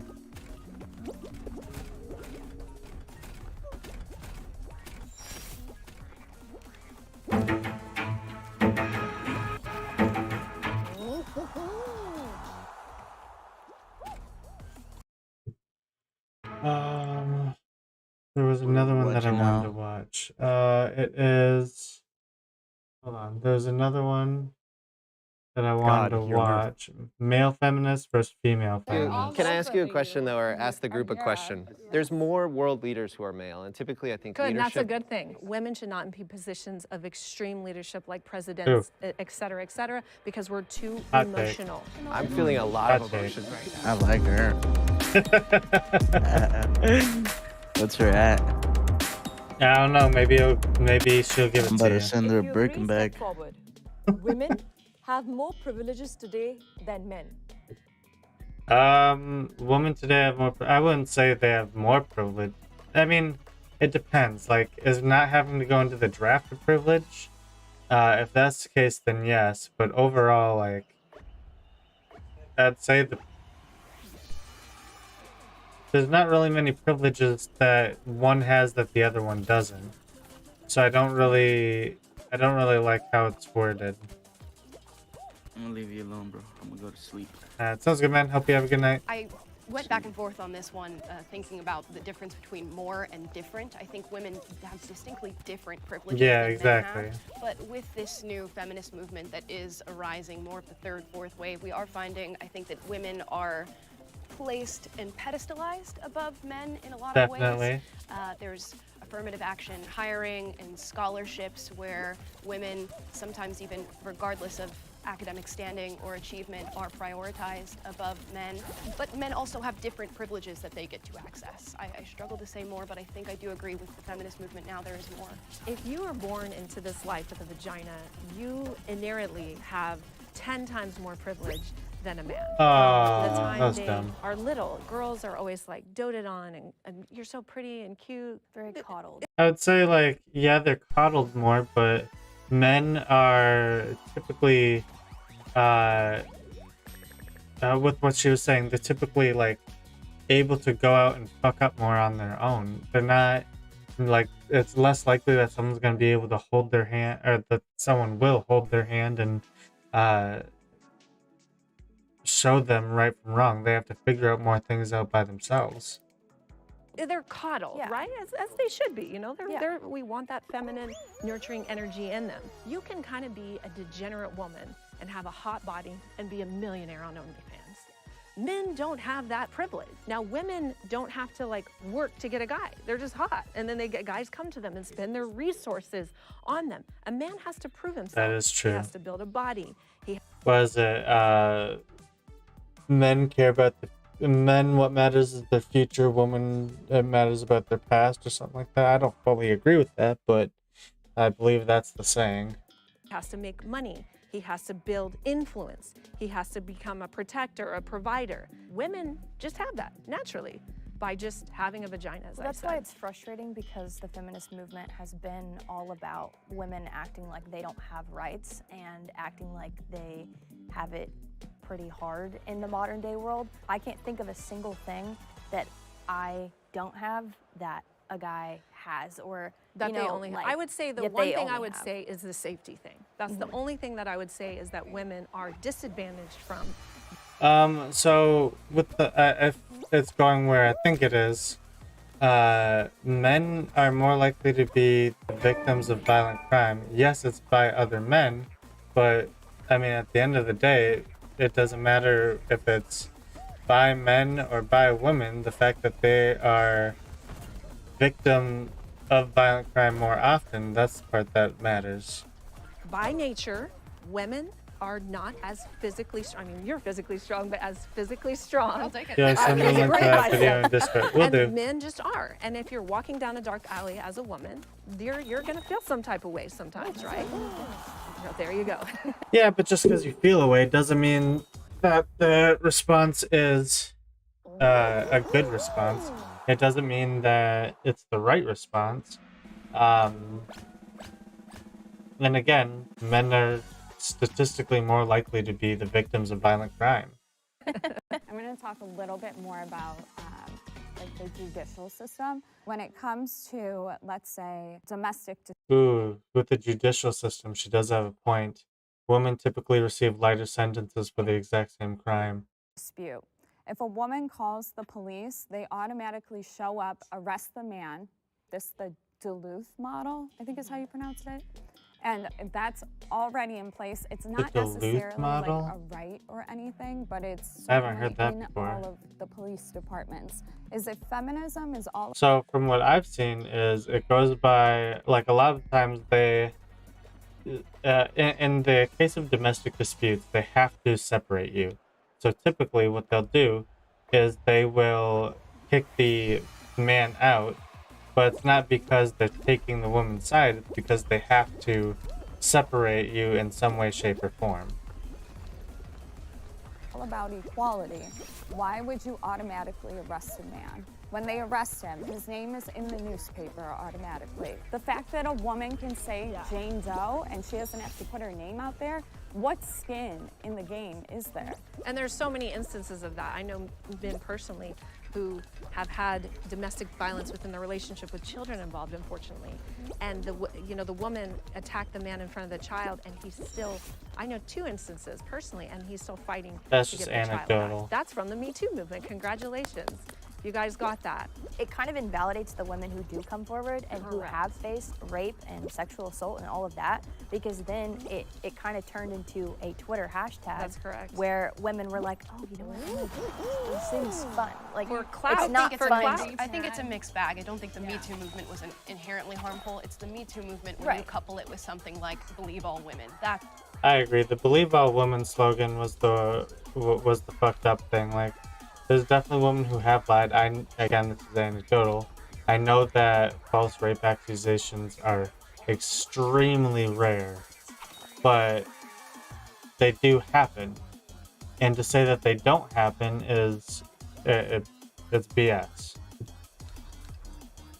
that's when it becomes And the inherently harmful. victimization of women who aren't really victims. The prompt is, do women have more privileges? We have privileges simply by virtue of being women. We have privileges with affirmative action. We have privileges in family court, and we have privileges as far as being believed and forgiven. It's something that should be acknowledged. That's correct. This is the only person who didn't fucking finish. I appreciated the distinction. Look fine with the of face more busted. versus Oh, if so they have a butter because face, is you what you're can't saying? just use a broad brush and paint the entire debate and say, all right, well, this is men have more than women, that's it. Like, women that must inherently then have no privileges. That's not how it works. And that's where we start to get into the idea of like intersectionality, where another woman who had a different experience, if it was a trans woman, if it was a woman of color, if it was a woman who But I don't think we're was... including trans women into feminism. And I think we definitely should. I don't Like, think we should at all. Uh, I think that trans women should not be a part of the feminist La la movement la la because la. a man, just Not because talking they about any of wake up and this. feel like they can be a woman one day, What I'm could saying come is in maybe and then better with the suddenly lights know off. what it's like to have a period or know what it's like to have a child. Jesus. It's anything from men replacing women in sports Yeah, let's not talk to about men this, yada replacing women yada, on because I'm not trying to podcasts get my during stream taken Women's Month, down. and when we're talking about women's health, or you've even got biological men who think they're women going to the White House speaking on behalf of all women. Let's talk about something else. For you, based on the prompt, though, because you've lived in both experiences, at least socially, I'm curious, when you transitioned to male and people started perceiving you as male, like most people did today, what privileges changed for you, or what did you see enter your life that you didn't have before?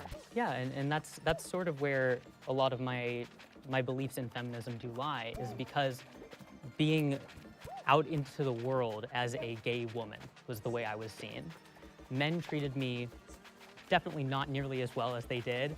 I was bullied in school. I had people call me slurs, and it seemed like it was because I was threatening to like the male structure that we are in, where it's like male and female. Because I was a female who liked females, I was somehow infringing on that, and so they didn't like me.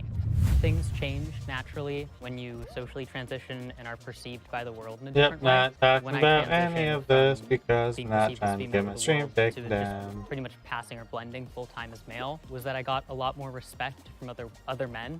People listened to me and took me seriously in a social Would that be passing setting. because you're trans? People aren't going to harass women who are around me if I'm walking with them at night, which is just a benefit I never thought about. The caveat, actually. So I say that, yes, there are some privileges that women have that men don't, but also there's privileges that men have that women don't. I don't think women are more privileged in our society because I could get a woman pregnant and I could just run away. Well, they For can child get you for child support, Oh, which they but do. are you saying she can't run away? Go to jail. Yeah, but isn't what they talking about? Yeah, what the fuck is Joe Bird doing there? He's stalling. What the fuck? Yeah, fucking young MA as long as she got the coochie. What the fuck? Women aren't making bank off child support. I hate that stereotype. Like, I think the average is around like anywhere between just under $300 and $400. No one's living a life of luxury off of $400 a month. Are you saying you They can't, could she take can't your run away money. from the pregnancy? But you could actually physically leave. I know what you're saying. At the end of the day, like, I don't see women having more privileges than men because we don't have the same, there's no way to objectively measure it. Well, and in the scenario that you pointed out, I mean, if a woman was pregnant, she wouldn't be able to get an abortion in most In some parts states, of the country. yes. In some states, That's Yeah, but that's because it's not her body. You can't get an abortion, but children can go get a gender change at 12 with a Feels parent like you're at very 15 fixated on that. without consent. That's not true. feels like you're very as someone fixated who on went that. I know the laws as well. I went through this. I know, in some states you can, and in Thailand you can go at 16 and get your everything cut off. Guys, it's less than 5%. I know. It It's such a doesn't small- matter. it's such a small It doesn't subset matter. of the Let's be population. fair. But you can't say that about, it does matter though. When you have a child, you're not a That's parent between yet. the parent and the child. Can I ask you a question, though, or ask the group a question? There's more world leaders who are male, and typically I think Good, and that's leadership... a good thing. I know it's Well, he weird was coming talking from to me, me. but I do want to know. It doesn't But that's because bum you out that... So the reason why there's more male leaders is because men have been able to be in society a lot longer than females. And basically what I'm getting is like women didn't get the right to vote until years after.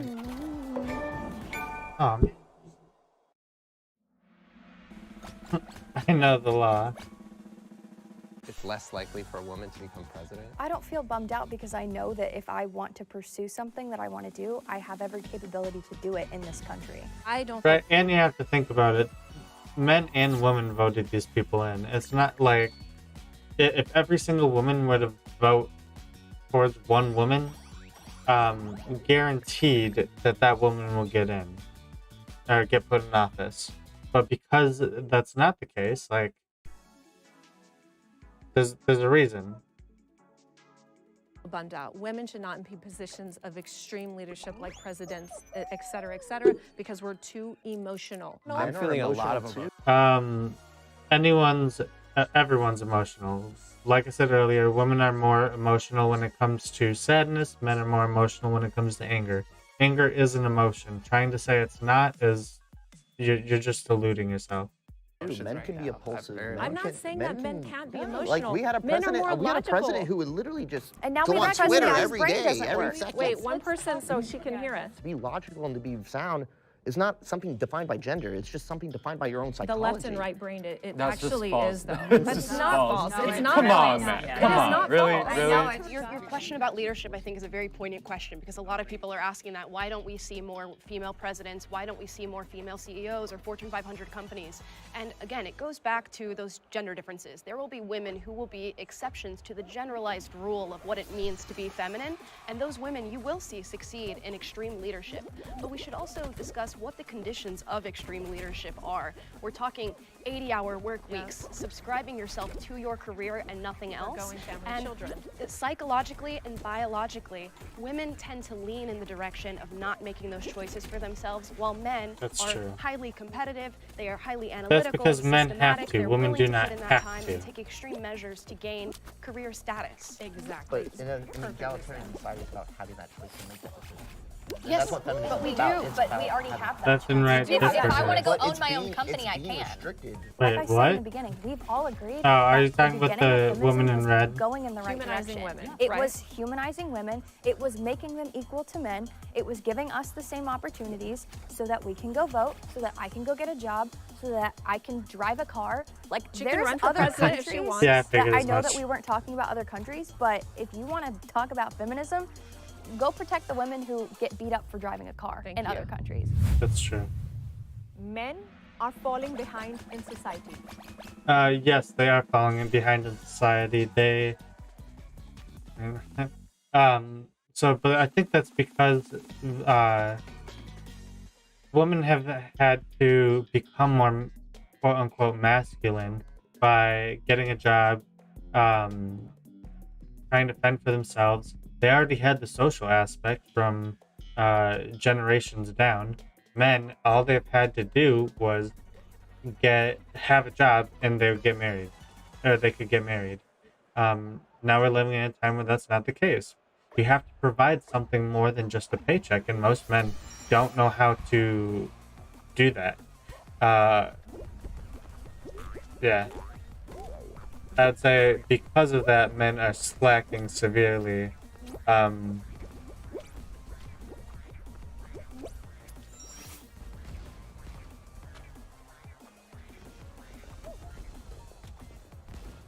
just think, I mean, we have amazing men here today.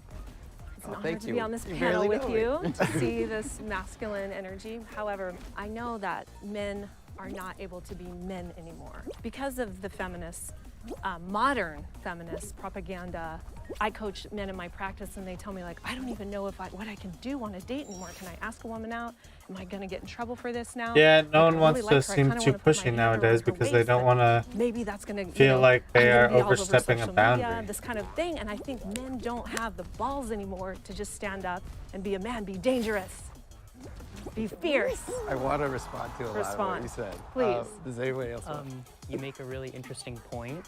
However, I feel like a lot of the reasons why men can't actively express masculinity in a positive way is because of the patriarchal structures that we have. Patriarchy is bullshit. Fucking literally, if you want to go down that road, patriarchy is what made so many it made America one of the greatest countries out there. It both it makes males and females excel, but it can also be a detriment. It's all about how your life is. Blaming things on the patriarchy is blaming it on a ghost. Part of where I'm coming from with this is I'm trans. So I was born female. Now I present as male. I came out socially and medically transitioned at 18. Okay. The feminist movement is what helped me feel empowered enough to be who I am and be a man. And no disrespect to your process. I know it's a very strenuous thing that you go through, but I see a woman still. I feel feminine energy from you. That's all right. I totally so when you respect say that. you're a man, then it's like, I don't see that. The way I think about it is more like about individual choice and individual freedom. And if I want to say that I have feminine energy and people view me as masculine or vice versa, then that's their problem, that's not my problem. And for me, that's what feminism is about giving people the choice to act in accordance with however the hell they want to. But that's a very dangerous society. That's not how feminism started, though. Yeah, we went from, you know, wanting equal rights for women and equality for women, and now it's Humanizing kind of women, right? humanizing women, making it to where I think we all agree, you know, women now are equal to men, and with like third and fourth wave feminism, especially fourth wave feminism, it's kind of turned into individuality, like you said. I wasn't paying attention to what you say, what she said. Why do you say why do you say that? Tell me how to be a man. It doesn't take a woman either. I can define myself as a man how I want to. I don't need somebody like Andrew Tate to be like, you're not a man unless you do this. I also don't need a woman to come up and be like, you're not a real man if you don't do this. And it's the same with femininity. I'm not going to tell you how to be a woman. I don't think another woman should tell you how to be a woman either. So what would you tell kids? Yeah, like. Well, so there's definitely masculine and feminine traits. So I believe the only trans person is the trans male. Or trans man, not trans male. He has this, you have a daughter. Do you really want to be guided by the ambiguous, define yourself as however you want to define yourself? And for her mind to be molded and shaped by men who, no disrespect, women who turn themselves into men and then turn themselves back and say there's a lot of dissatisfaction when the root of the problem wasn't the gender, it was everything else. There's actually slow down though. I feel like I looked at the percentages. But that's I looked at neither percentages. That's also a minority of the population. feels like you're bundling a lot of ideas, which makes it hard to respond. But Well, because there's so much data to support Can you repeat these. what's the main question? Do you want your daughter's mind to be formed and shaped by a society that tells her it's okay to be masculine and to be a man, and that she doesn't need a man? And Yeah, I definitely, if I had a daughter, I would love the world to tell her that she doesn't need a man, that she's able to do all these great things by herself. I feel like going against that is just,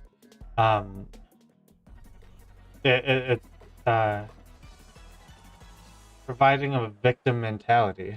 and that it's better off for her to be alone and put her career first and not have children. I think it's more likely than not that she'll probably follow up. If she doesn't want to have children, she doesn't need to have If my daughter children. grows up and she wants to dress like a boy, like, great. If she, for whatever reason, is experiencing gender dysphoria, like, we would navigate that together.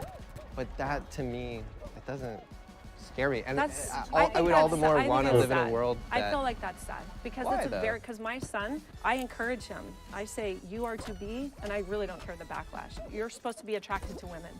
And I tell him, and I tell him no. And I ask him, But what who if are he's not? Because life for transgender individuals, and my son's African American as well, is very freaking hard. I don't know if we can swear. Damn, I'm I sorry. did not do well It's there. very hard. Do you know this to be true? Asking people or putting pressure on your son or putting pressure on my daughter to not... I just tell him. Okay, but to not... Hello, how's it going? Good. I just wanted to tell you good night and I love you. Good night, love you too. Hello. Hello. How's the stream? It's going.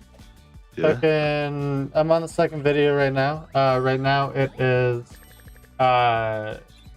male feminist versus female anti-feminist.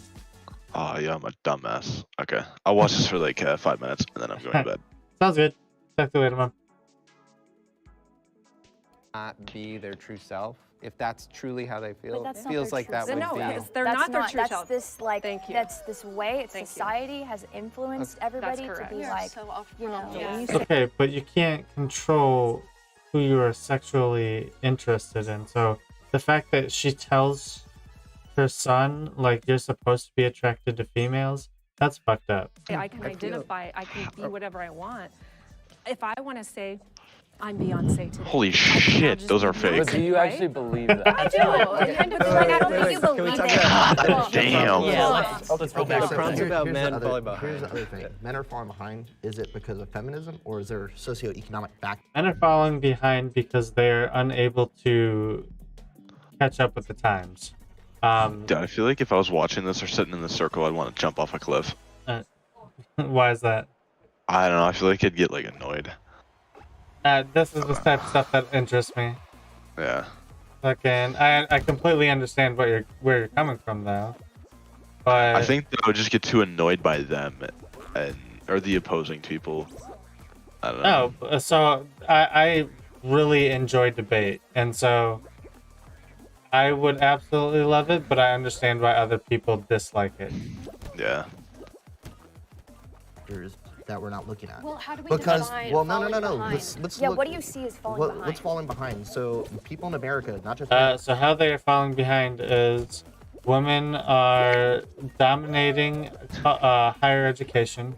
They are making amazing strides in economic relations, such as they now went from obviously females being 0% of 0% of women being the breadwinners to now 50% of females are breadwinners. They're able to communicate better. They self-delete at a much lower rate. Although I will admit that they are more likely to go on SSRIs, but they're still more likely to get help. Yeah. and everybody is getting poor. This has nothing to do with Well, that's not feminism. true. No, That's a mental state. No. That's not true. How does that have anything? What? What were you gonna say? I don't know. I'm just like confused on how. Like maybe I missed what he said. Yeah, here. Let me go back because I feel I like was I like, missed I don't something know. too. That just seems out of nowhere. Beyonce today. I can now just be Beyonce. But do you right? actually believe that? I do. I kind of feel like I don't think you believe it. the prompt? Yeah, let's go back. The prompt's about here's men the falling other, here's behind. the other thing. If men are falling behind, is it because of feminism or is there socioeconomic factors that we're not looking at? He definitely just tried to use a big word right there. Let's Yeah, look, what do you see as falling behind? what's falling behind? So people in America, not just men, everybody is getting poor. This is Oh, nothing to do with okay. That's not feminism. true. So Okay, that that makes has, That's a mental state. that has No, nothing to it's do not. with This is economic data. We are I'm not falling getting behind. men Why falling you blame behind. the president for that? Like, Yeah. The Back to other the thing prompt. is, what do you define literally, as they're masculinity? It can be falling behind subjective. because they're unwilling to What do you change their define ways. I think masculinity is Fucking, very broad. It doesn't have to be like this I said, objective women thing where it's like, oh, you're are masculine. dominating Like, in so multiple it could be different different aspects from our because society to another they've society. And had actually, to in some become more countries, like, masculine, don't and the provide only for way those who are for not sole provider are not saying that men to be able to succeed is they have to get more of the feminine traits. They have to be able to communicate more. They have to be able to everyone's saying. I do want to talk about the prompt. When I heard the prompt and I heard be that, all these I things thought that about they've men never falling had behind. to I thought more like previously. mental health, And suicide, the only solution that you hear it's true. nowadays Like is, men oh, commit you have to suicide be at higher even rates. more masculine, even tougher than you were, or than generations were. And Have you heard like the term death of with despair? how society is going, that's just leading to failure. Alcohol related. Yeah, This is more. and I think you're like also dying from drug for men, abuse like and overdose. especially just from And like what that's I've an seen. increasing trend I in mean, like it's society. like And then you see they generational gaps. don't talk about mental health like they should. Like they don't say they need help. Well, of course not. And Rapid a lot of pressure. But I feel like I feel like that's just part of like the society. Like it seems like we can't like. Okay, I say we just because like that was the way it came to my head. Like I feel like men just like they don't like go out for help when they need it. Like of course. Like they'd rather hide because they're gonna be perceived as weak by others when that's not the case. There was a UFC fighter and he said in his post-fight speech, he said that his friend he self-deleted. He self-deleted himself. Yeah, and he woke up to a text, and he was like suffering from mental health problems, and, and no one even knew it because he didn't say it. So it's like you need to speak up instead, even though it's hard to do. It's better sometimes, you know. I fully believe that's because of the social stigma. Like men are taught basically that they have to deal with things by themselves. Like you said, if they don't or if they ask for help, they're perceived as weak. And that's just not the case. Right. Yeah, women are the Hold on. Can I finish my point? Sorry. Don't let me lose my train of thought. They're abandoning colleges. Women make up They enroll Yep, in women are college at a dominating 60% colleges. Rate. Women are earning more than men nowadays, right? So, Yeah, that is true. It's about enrollment. So are they having other Oh, jobs? shit. Yeah, probably. But I'm saying like men are not going to these institutions. Why? When you're saying lack of enrollment, there's more entrepreneurials in the entrepreneurial space than ever before in history. So I believe a lot of people are opting out of college as we had to pursue their ventures. So that could be part of the reason why the enrollment has declined. Can I just go back to a point that you said really quick? Yeah, Where go you ahead. talked about Yeah. like the mental health of men and how Me? the Yeah, stigmatization of men addressing their mental health. Yeah. What system are we in that makes it He's gonna say patriarchy. I fucking hate it when people just blame things on the patriarchy, because you're not coming up. There is no solution to that. Like, name a matriarchy that has ever existed.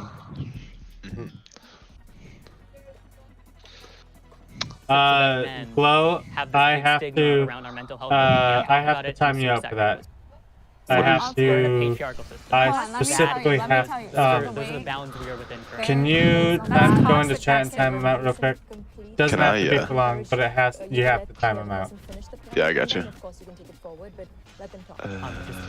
Real quick, systemic Give me one structures sec. are Yep. patriarchy. That is what has caused men to have this massive No, stigma around I mental have health, to. where we don't feel Twitch empowered to is reach out to men overly and left. to not I go have to therapy. to. That leads to If suicide, I that want leads to keep all my of these stream, things. I It's not have caused by to. feminism. That was You happening cannot well time out the before moderator came unless into you are the the owner of the channel. There's a Oh, lot okay. of psychiatrists, Give me one sec. psychologists, and economists, professors, all these people coming out saying that the I hope you actual understand, Glow. psychology department is feminized. I know. No, It's, What did he yeah, say? yeah, yeah, yeah. The psychology It's weird. He knows the what way he that said. everything's processed is for women. So women and men process information differently.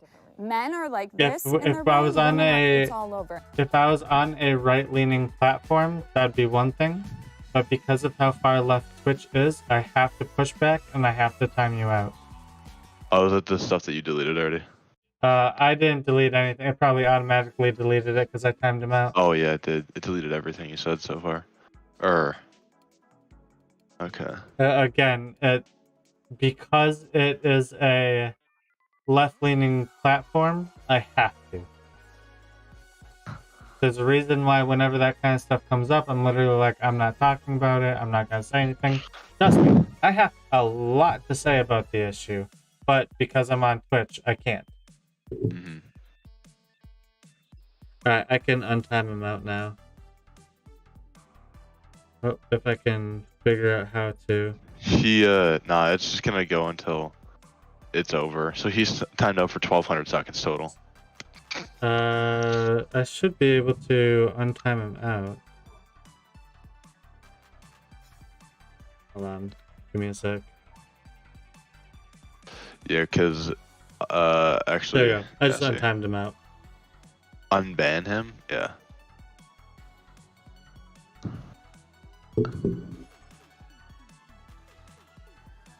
Like I said, if I was on a different platform, it'd be one thing, but Twitch specifically, It's a no-no. Exactly.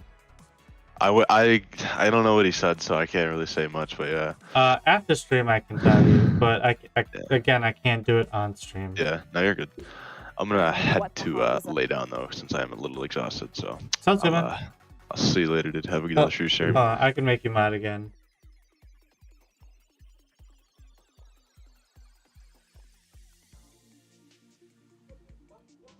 What's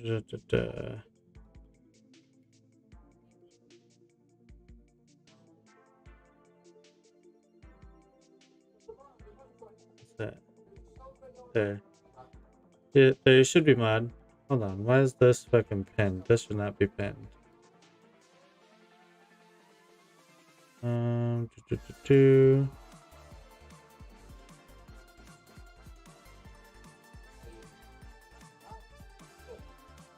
I'm on my phone trying to do it, so it makes it so much more difficult. You know what? I'm just gonna make it easy on me. Alright. that mean? Well, it's it left means brain, right that brain. when you I wish it was process that like simple. men need to solve the problem before they can process the emotion. Women are Women emotional. react My on wing emotion. woman. all Yeah, the that's time. it. But Yes, but there are some situations where emotion is the better way to solve a problem. Honestly, I can't think of any off the top of my head, but I'm sure there are some instances. so women have a tendency, not a tendency, they do better with talk therapy. That doesn't Yep, makes always sense. work for men. Men do better when they are kind of working with a coach or somebody that's going to be like, this is what you have to Yeah, it's all good, man. Trust me, when it comes to certain things, I definitely agree with you on this type of stuff. But because of the like I said, it's literally all because of the platform. to do and then come Like back massive see how you action did. steps. That's why mentors So- work. That's why men need. He had a thought. Yeah, though. men Can you need let him finish someone his who thought? they can follow. The same problems with the military, a lot of suicide rate. Even though there is therapy services, they're actually actively discouraged. And it's because of this masculine energy in the military, because it is still, even to this day, a very ultra masculine institution. And there's these negative energies saying like, hey, no, you shouldn't like go talk. That's what these But that's But- toxic Well, it's masculinity. Yes, Well, but it That's comes not from patriarchy. it comes from a There's place a difference. no, it comes from a place where it's like, oh, that's not what men do. Just Oh, suck what it the up and push fuck? on, and that's why a lot of these guys end up I'm killing walking on themselves. But what sunshine. branch were you in? Can I ask? I was in the army. I was, Okay. So you're an athlete, correct? And in the military, what is in the military that makes everything work within the military? There's a structure. That's what makes the military work. Do I think that like the general population needs to work like that? No. But when it comes to the military, it works better if you're as a unit. And in order to be a unit, you need one person who's specifically like being the leader, who's in charge. It's a structure, right? Yes, it's a structure. It's a system, right? Who runs the military? Who is at the very top of the command? Oh, the commander-in-chief, the Correct. president of the United States. A couple hundred years. But I'm making a point here. So there's one person at the very top. Even if you take the commander-in-chief away, there's your general, right? Then there's lieutenant general, there's corporal, and I forget the, don't hate me, there's all those privates, etc. There's a system. One person is at the top of that system, and he has supporting members underneath him, all the way down to private. And that's what patriarchy was, quote, patriarchy was designed. It's a system of one person taking a leadership position, and they make decisions for the greater good, utilitarianism of all, meaning the family unit. That's not really what That- patriarchy And actually, that's It that's is. a I very- looked that's- up the definition, That's actually a very. I ideal literally one. looked it up yesterday. I feel. No, you're good. I feel like I I got really lost. need the male feminists also to respond because I feel like they've spoken 20%. Once they're done with their thought, feel free to interrupt, but let them finish a sentence. Okay, I want to talk. I'm gonna talk. I mean, I do think men are falling behind. I feel like the world is just changing in a way where men don't have like a natural place to fit in, or it's not as in. Yeah, I definitely agree with that because you have everybody saying men are these terrible human beings while also having all of these programs which disincentivize males. So it's a lot harder for males to find their purpose and find a reason to go on, for lack of a better word. Intuitive as it used to be. And I think men are alone. I heard you throw out the word loneliness, and that does feel true. I just don't think that feminism did that. I just think like the world is changing. What you said really resonated with me when we define falling behind. What I think about with men is that high suicide rate, that likeliness and proclivity towards violence and aggression. Yeah, but that's literally all on the men's inability to ask for help. I don't think that has anything to do with. Hey, Thanks for the follow. I follow if you can burp. Thanks for the follow. What's up, dude? And I think about Do loneliness. you and need not me to being in burp? Is that what relationships, you're getting which at? young men are struggling with a lot right now, and where I feel finding. It's a good thing I got carbonation.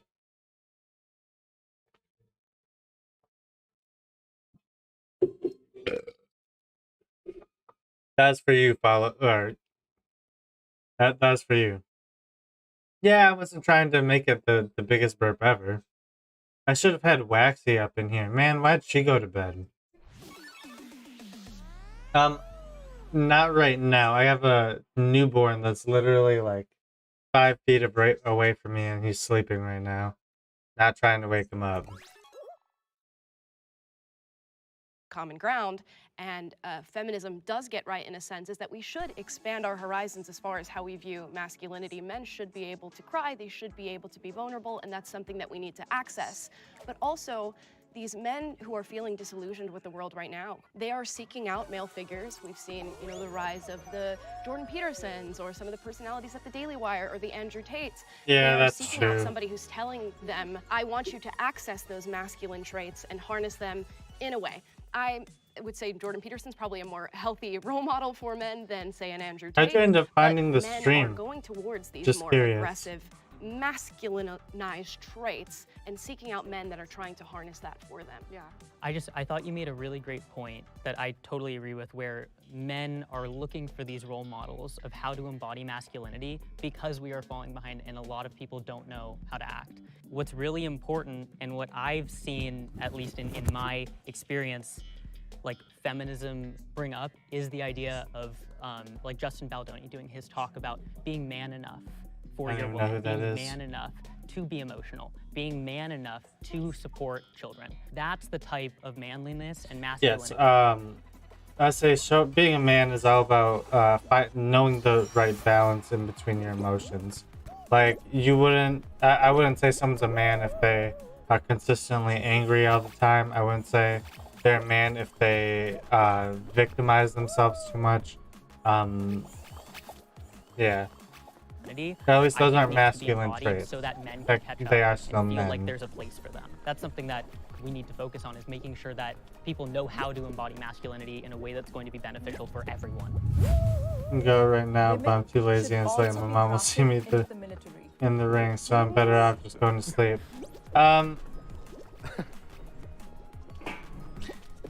Yeah, when you live with your parents, it makes it a lot more difficult. That's it. Yeah, I believe rights come with responsibilities, and we are all responsible individuals. Granted, I'm glad we live in a society where we haven't had the draft since, like, I think I'm not doing well. Vietnam. I think yeah, Vietnam. 50 years ago. I do think that maybe like we should relook at the draft and as other options, not just military service. So I was in the active duty military, and I was also in the National Guard, and I've fought wildfires, and like I've done crowd control. I've done a lot of other things. If you want the same rights, you have to have the same responsibilities, and I think that's just universal based on what you can do and your abilities. This was a very difficult one for me to parse through, because I remember when I was getting my birth certificate changed, and it was like, all right, time to register for selective service, and I was like, oh God, I have to make this decision now to register. You don't have a choice. I know. So I was like, all right, cool. Like I will go through with finishing all this legal stuff up and register. And I think, like you said, there's lots of other responsibilities that men and women of different abilities and different strengths could fulfill within selective service. I'm not surviving this round. Drafted, correct me if I'm wrong, would be going into war, would be physically Yep. going and doing. That is the what actual being combat. drafted means. In Vietnam didn't go see combat; they did supportive roles. Okay. It's selective service, so you register to be potentially needed to call To for get multiple put different into the military if you have, if you're on Right. call. So there was some So bad cases. the part that I would disagree with would be putting women on the front lines. We are physically capable to do a lot. You know, there's different boundaries for women who go into the military who have to And do there's- boot camp. There's than there are definitely for multiple men. different We can work women as hard positions as in the they military can, but where they're not gonna there work as isn't hard as quite men are. one I where they actually got have to accepted into be the Air on Force, the front which line would or have not. been like very nice because I would have had a little desk job. But unfortunately, I was waiting for a job, so I went into Army. So I went through boot camp, and it was hell, and it really messed my back up even more than it already was. Our rationale skills and our logical thinking is not conducive to be able to be on the front grounds, to be able to make, oh my gosh, if I step here, this is gonna blow up, can I, like, we just think too emotionally. And that's why when we talked about— So I definitely feel like she's going too much into the stereotypes. There's definitely some women who would be able to be on the front lines. Do I think every woman could be on the front lines? No, but I don't think every man could be on the front lines either. leadership, it's the same thing. Being in those positions where like split-second decision could make or break, I don't think women have it in them to do that, and I don't think it's fair to men. to be, I wouldn't, if I was a man, I wouldn't want to be next to a woman and want to be carried out if I needed to be, if my life was depending on it. I think it seems like a lot of the same discussions keep happening with these comps, which is back and forth of how much is it nature, how much is it nurture, how much are there like intrinsic biological differences between men and women, and how much does that dictate our behavior and our physiology, our biology, versus how much of that is through social learning. So how much it's our culture in terms of, Societal let's say like on a versus- scale of 1 to 10, how high is your sex drive? Very high. I'm a sex I'm coach. not asking you Oh, personally. I thought you were. I'm like, I'm a sex. So I wasn't it's- asking you. Sorry. If you ask everyone that, Yeah. you'll see on average differences between men and women. And because of that, I don't think we should dictate whether or not someone is drafted into the military. Because Yeah. ultimately, I think individuals should have the freedom to make certain choices. It's a draft. Sure. Dude, I feel like shit after I do the deed, shit going from like a Cheeto Puff to a banana knocks me out. Not all the time, but most of the time. I just want to shower and go to sleep, and then the worst thing is the girl thinks her cat was so good it put me to sleep.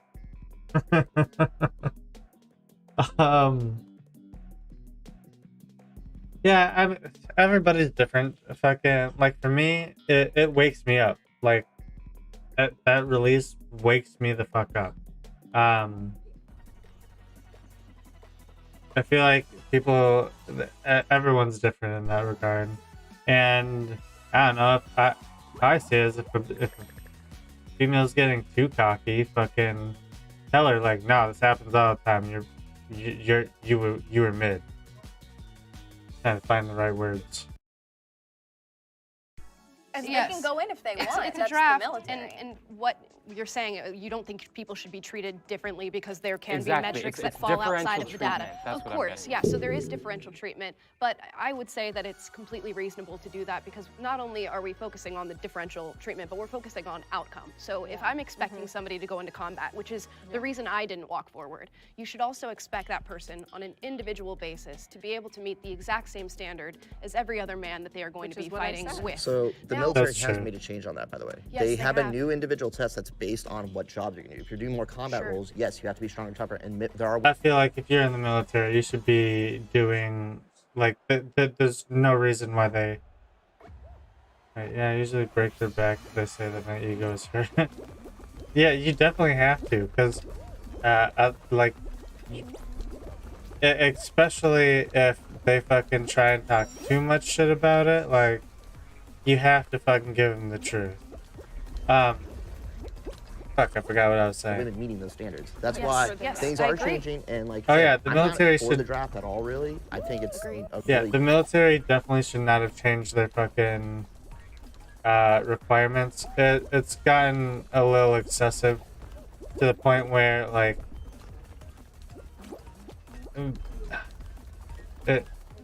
yeah, I lost my train of thought. bad thing. But if Yeah. it was to happen, like it should be across all boards. Everybody gets treated equal. If I could choose the possibility of women being drafted or not, I would choose that they're not. I would choose I don't no. want my Anyone. daughter to be drafted. I think if you draft, at least account for the differences, please. Female sex workers should be more respected. No, if you're going into that line of profession, you're literally not even respecting yourself.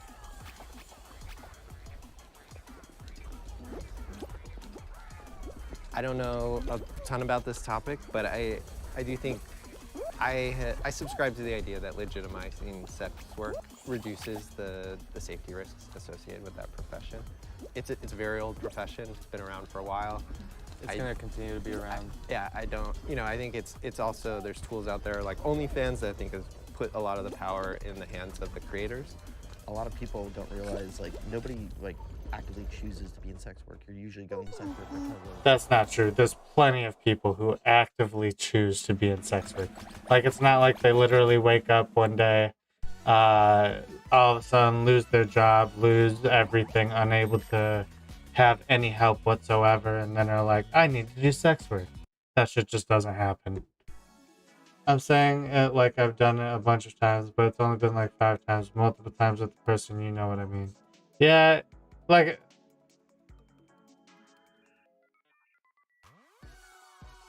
Wait, I should break their back if they say that my ego gets hurt. And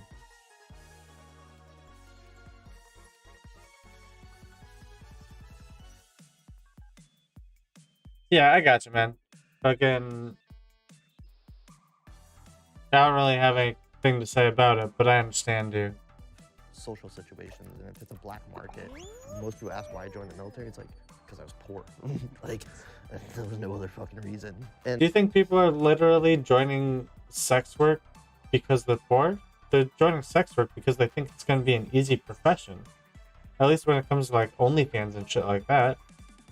Like, I highly doubt that there's any woman being like, I've applied to every single job around me, fucking, and I'm still unable to get a job, so now I have to do sex work. That shit just isn't happening. And I'm not saying it would get rid of exploitation, but if women have legal protections, like if I was a prostitute and I could go up to a cop and say, hey, I got beat up and my money's stolen, not being worried about being arrested, like I would be more likely to report crimes and get the people who are causing problems. Yeah, and then for the people who just want to do it and want to just like own their sexuality, own their body, and use it as a commodity, a way to make money, they should be able to do that in a way that is safe, in a way that they own all of the videos, all of the content that they make, and in a way that is equitable for them. When it comes to respect, there's two definitions. Respect either can mean like politeness, like you wouldn't shut the door on somebody that's like walking behind you, like be respectful. The other respect is usually if you do something that in the workplace that garners approval, you've completed a goal. So when we talk about respect when it comes to sex workers, should we be polite to them? Probably. Yes. That would be a human thing to do.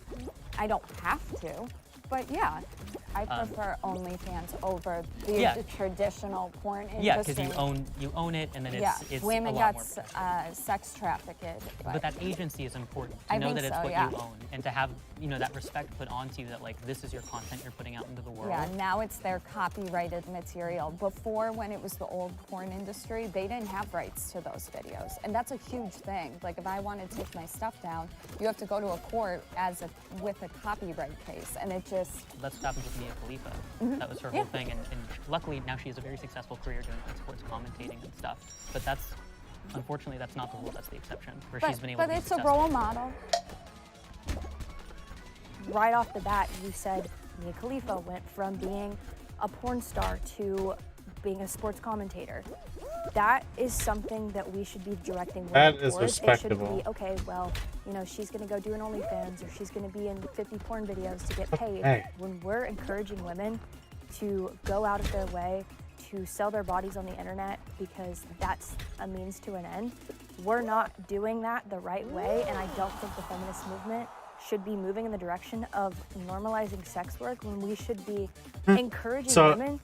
So I tried standing on the very edge, and it didn't get me all the way up this, and it was putting me more in the middle to the point where I wasn't hitting the other bumpers well enough. So I had to fucking figured if I went in more, I wouldn't be jumping up as, what the fuck just happened there?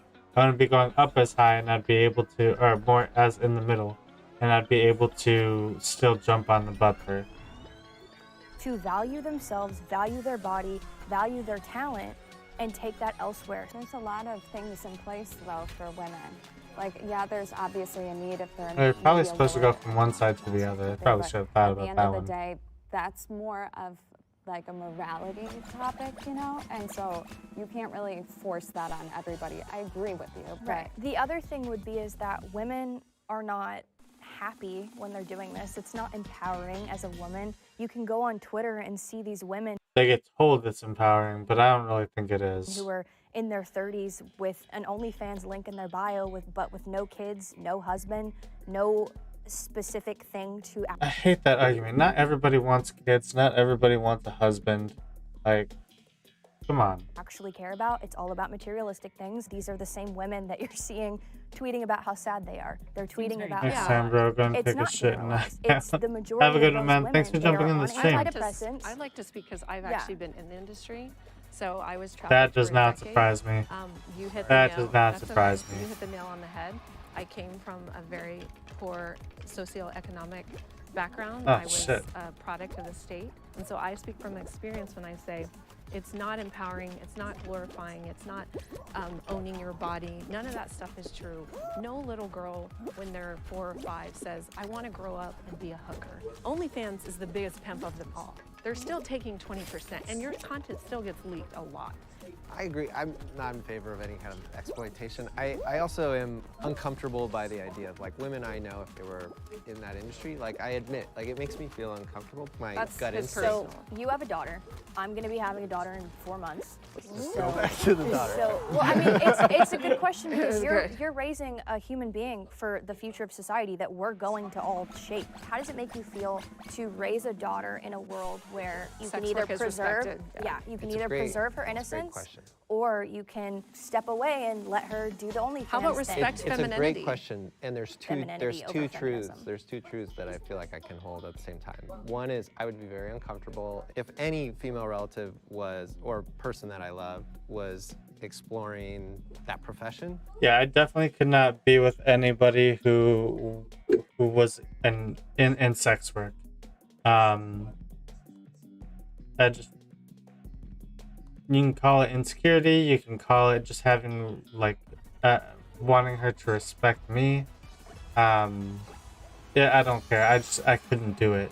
And the fact that there are people out there that could is absolutely insane to me. I'd find it extremely weird if I had a family member, nonetheless, that was in sex work as well. Like I would have You some can't even say it.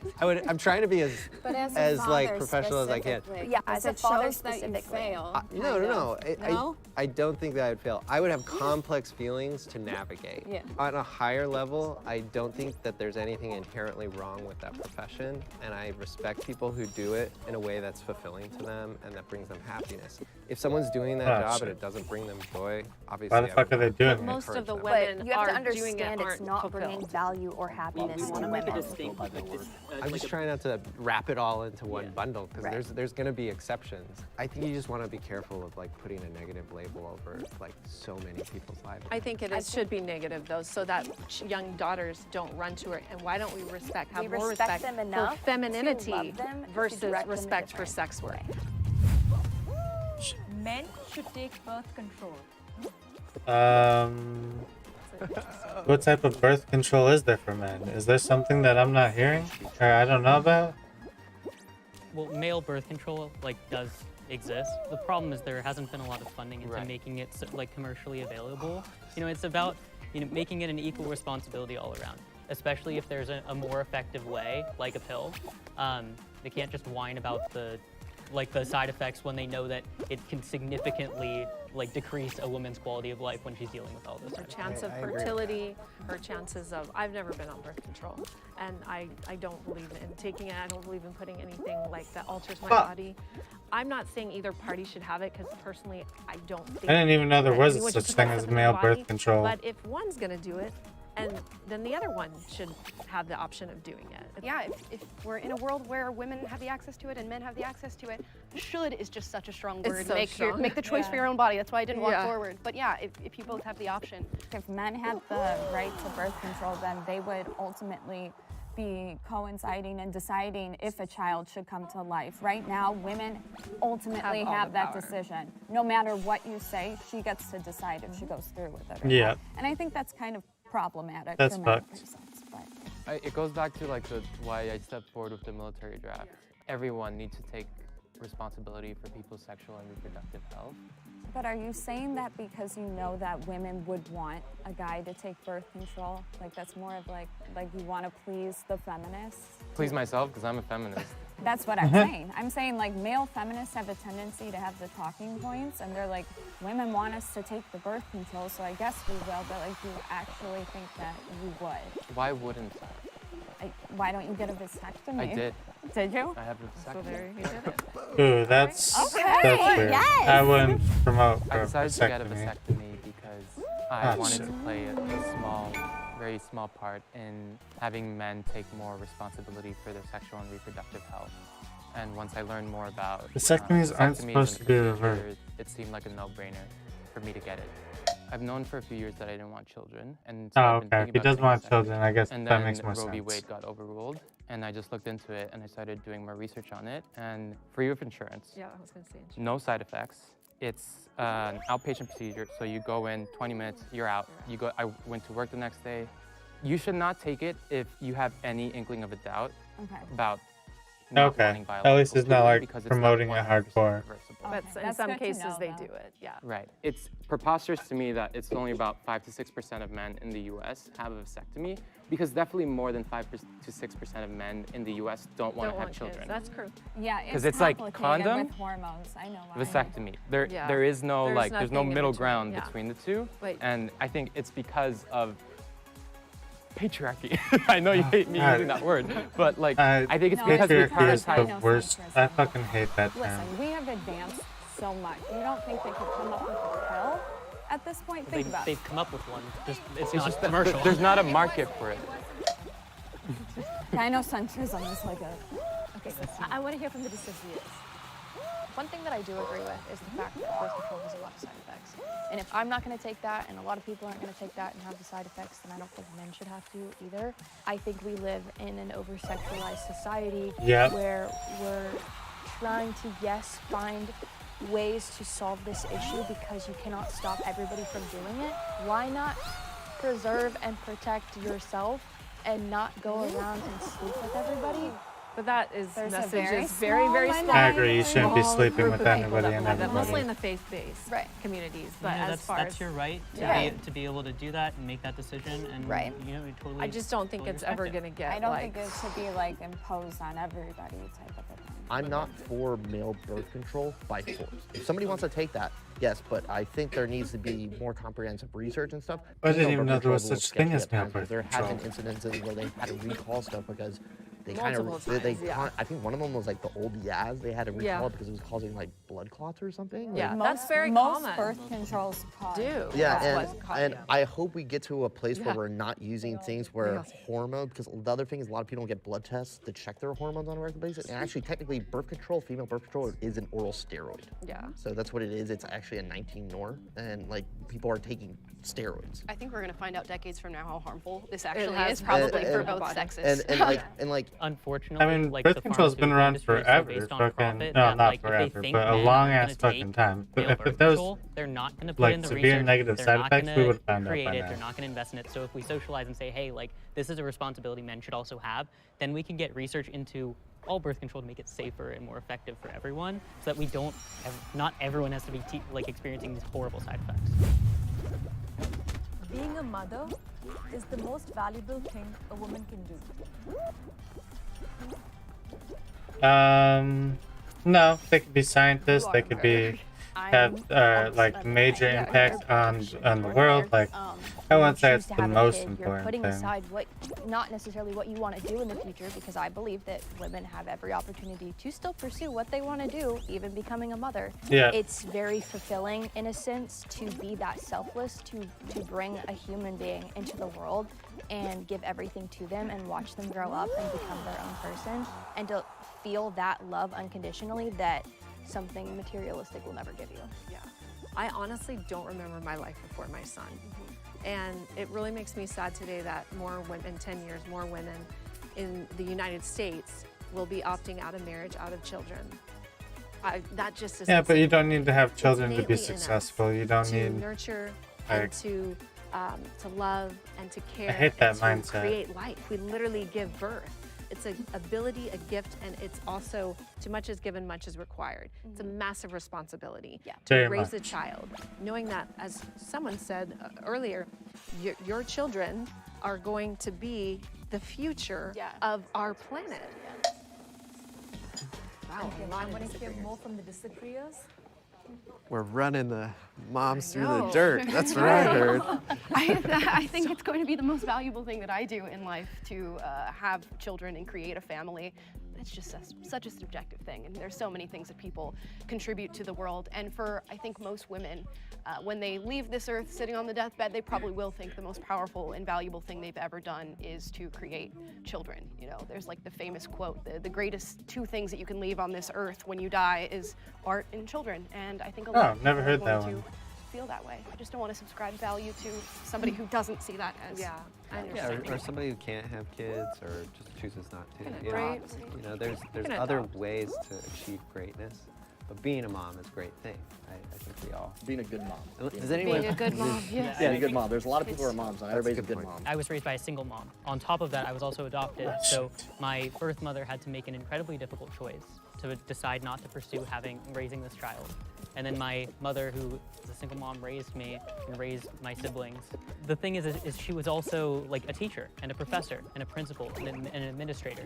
Honestly, what feminism really should be about and is about is making it so that women, if they choose to be a mother and just do that for their entire life, they get as much respect and value and everything that they should be afforded as someone who decides to be a billionaire CEO as a woman. The feminist movement is teaching women that it's the worst thing you could possibly do because you're Yeah. gonna lose your money and you're disagree, gonna. and I think sometimes some people live in echo chambers, and that might be a problem. But like, also, here's the other thing: are women not having children because it's economically difficult? Because in America, it's really hard to have a kid. It's really expensive.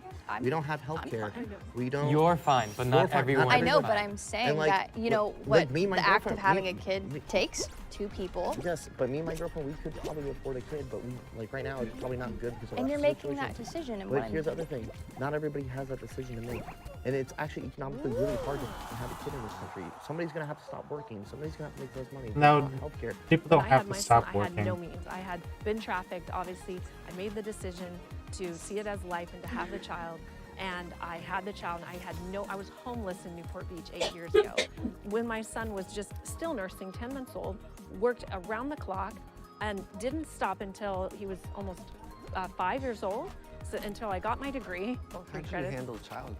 And the county pays for it. That's why I'm trying to say we do have resources. Yeah, I was there's a full-time multiple student, resources out there. Like that's not everywhere. California is That's dissect in every everywhere. county Single and see mom? which counties offer it. California is one of the more Yeah. exceptional. So I do think there's resources if you look for them.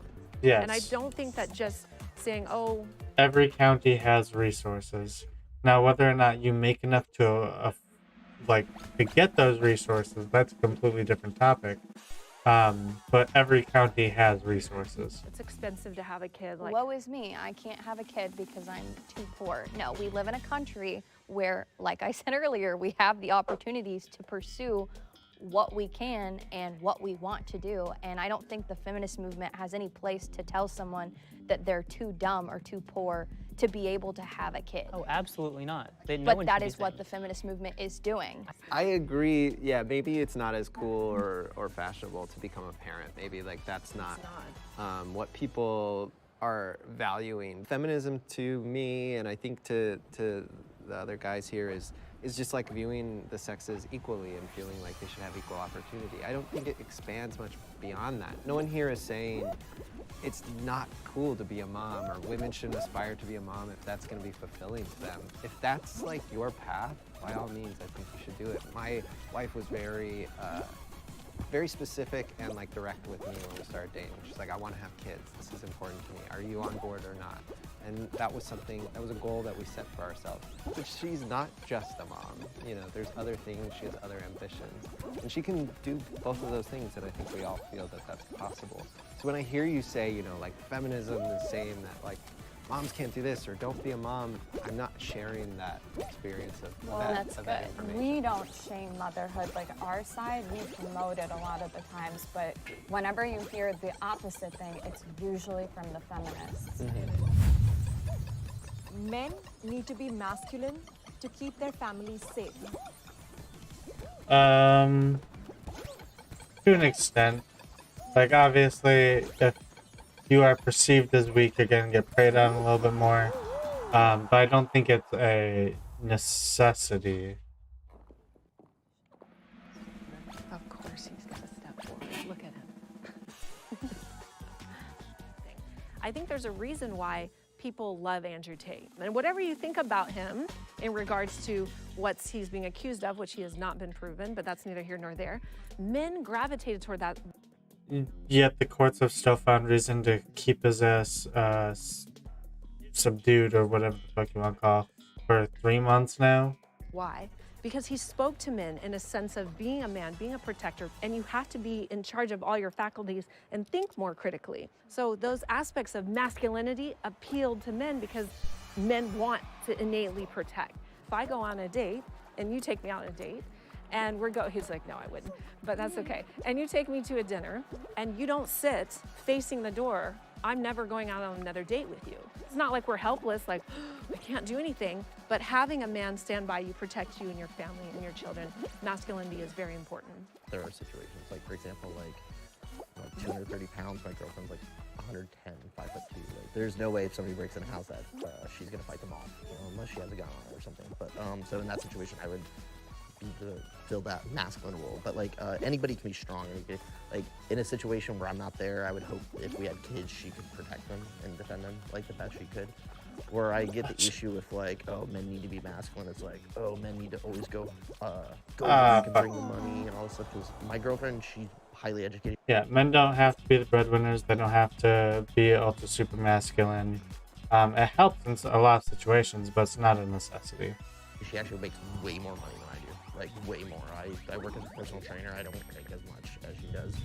It is traditionally not very masculine for a woman to make more money than a man. And I know some people, they will be like, oh, you're not a real man if your woman makes more money than you. That's pathetic. Why is she with you? You sound like a loser. Things like that. And I don't let that define my masculinity. I used to be insecure about it, but now I've grown more mature, and I feel like we're getting to a society where that's less of a problem. And like some people might disagree with this, and like, but it's just my opinion. I think to raise a son, it's easier if you're a man. It doesn't have to be a father, yeah, that's true. Uncle, or some positive role model. Same thing with a positive. As long as the son has some sort of male figure to look up to, I think that's all that really matters. The feel along, because like, I don't know what it's like to be like a female going through puberty, but I was a young man. Right now, a lot of our young men are misguided, and a lot of them are making bad decisions, and it's because like a lot of these young men get this testosterone boost, their brains aren't fully developed, and they like the vast majority of crimes are committed by 16 to 23-year-olds. The reason I walk forward is about exactly what you just said. Men have these feelings and this aggression often deep inside them, and it's about using that aggression or those feelings that you have to protect rather than to inflict. I guess I'm just not entirely sure what, like, just masculinity in general has to do with keeping people safe. Could I quickly respond? And that I just think it's that men have that natural propensity towards it. If I think of roles in society that are protectors, we could say police officers, anybody who's going to take on that role. Yeah, when you think of those roles, I guess you typically think more masculine than feminine. And to take those roles, and if you just look at the demographics of those roles in particular, men choose to take that on and they persevere and drive for it. Let's say I get married to a guy and he wants to be a stay-at-home dad. That's fine. I enjoy working. So I actually wouldn't be totally opposed to me grabbing the gun if an intruder came in and being the one to kill somebody if my husband's normally like the one protecting the kids, I guess. I don't think it necessarily matters who's protecting the family, just somebody. As long as the family I like is what you said about protected. intuition though. Like my wife has a lot of intuition. I think she's better than me at like helping us avoid unsafe situations. But to physically combat a stranger that's at your door with a gun, a mask on, and is breaking in. Yeah, it's convenient to have someone who's more like him than. But would you send your wife But I who's just don't think intuitive men. to use her intuitive powers to handle that, to protect? Or would you use your masculine, my daughter's protected, I'm going down? If we get attacked, I'm going to do everything I can to protect my family. That's not men having to be masculine. I just think that's people protecting those they love. I think when women are put in situations where they have to protect their families, they can exert tremendous force. Obviously, they're more vulnerable because they're not typically like as strong on average. I'm full of testosterone, right? But I just don't. I don't think like this is something men have to do. I think you gotta be careful about putting pressure on men to embody some sort of like macho, tough, violent. I don't think it's macho. I've had men in my life who like embody that tough role, and it like creates uncomfortable environments. It sometimes invites aggression, danger to the situation. It's a certain role. Yeah, but I feel like more often than not, it's more of a Why good do you thing think than a it's a bad role, thing. though? What if that's just who they are? It's innately in them. Well, then I think they should go to therapy and work on it, But or why like do play you a think sport and get out that aggression. So I understand. Aggression isn't bad. I always hear from other male feminists like, oh, Aggression isn't always bad. It can be bad, but it's not always bad. that guy's trying to be a macho guy. Why? Okay, Why well, is so he here's the insecure? thing. I think sometimes it's not genuine. He's playing a character. Actually, I'm usually the one to de-escalate situations because of how I look and how I am presented. So I de-escalate. And actually, I always tell people I always encourage young men, avoid the fight. If you can avoid it, stay away. But if you have to, obviously do what you have to do, like survive. And I would say to women or anything. But don't start and actually try to deter, get away, because violence should be always the last resort. Violence only brings more violence. Typically, yeah. The differences between men and women should be celebrated. Of course they should be. There are so many different things that women are much better at, like such as when it comes to childcare or interpersonal skills, that are absolutely terrific things. And there are definitely more things that men are better at, such as being able to think more logically instead of emotionally, as well as trying to being a little bit more stoic than females. Like, these things should be celebrated, and we should take them as they are instead of trying to be just say everyone can do everything, because it's not the truth. I'm talking about poles of energy. We have polarity in everything in the universe, from the battery. You can't put two negatives into a battery and it work. You can't put two positives, has to go flop. So there's That's poles a day good- and night.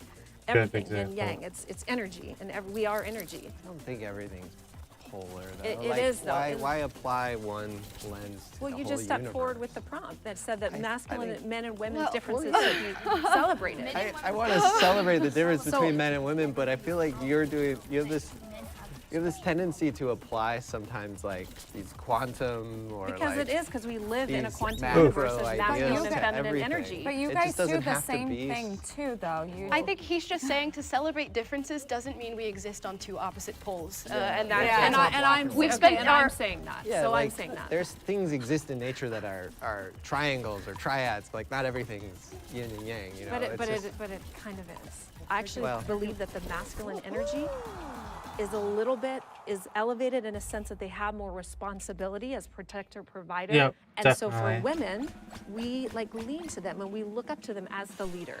So not to say that they're not equal, but there's a little bit more responsibility in the masculine field. And without those Equal, but outlines different. of structure, then we have chaos and we don't have a society. We have no more children because women aren't having children anymore. I don't think I fear chaos as much as you. You threw in a little nugget. I have to take it. You do see women as not. I you know, don't. on I the don't same see le- them as the same It- level as I me. just You're right. wouldn't. I would encourage you, like, from a loving place, to just maybe challenge that. Like, I how might challenge all the how might your experience I change think if women, you saw yourself? I think Hold on, women are Kate. 4 quarters, a guy is $1. I think they're equal, and they're just not the same. Yeah, I think that the Okay, prompt I and what I understand really that. took to is that it's so important for you guys to celebrate your femininity and celebrate what it means to be a woman for you, and we will joyfully celebrate that with you, right? And likewise to us.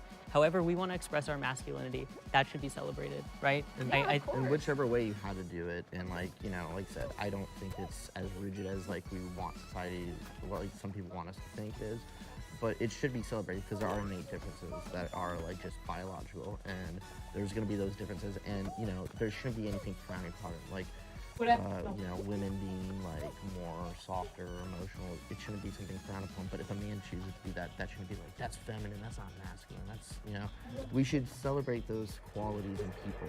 Can the disagree a step forward? Men are more enslaved than ever before. Enslaved, that's too far. I That agree is with way most of too what everyone far. said. It's just the should. I agree that differences between men and women can be celebrated, and I celebrate it. I think most people do to some extent. Do as you please. Yeah. I feel like it's important to celebrate it because I know for me, part of with gender dysphoria, I really enjoyed, you know, emulating and having masculine traits and being a man.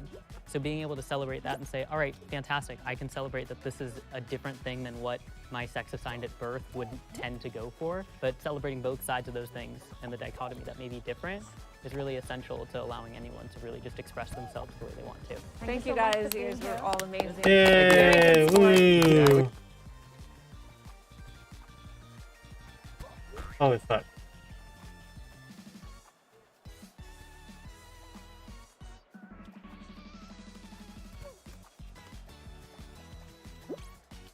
Oh!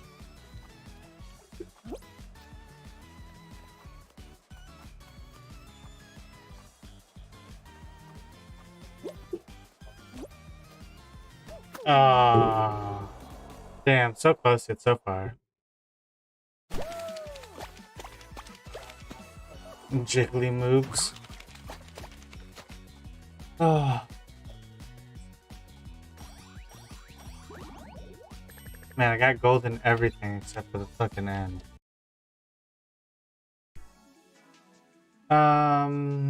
Yeah, so I'm probably gonna end stream now. Thank you everybody who showed up. Thank you so much for supporting the stream. Like always, I stream every Monday, Thursday, Friday, trying out a new schedule. Community night will always be Thursday. If you guys like the stream, please feel free to follow if you're on Twitch, subscribe if you're on YouTube. If you want to help support the stream, subscribe on Twitch and share it and comment and like it on YouTube. I hope everybody has a good night.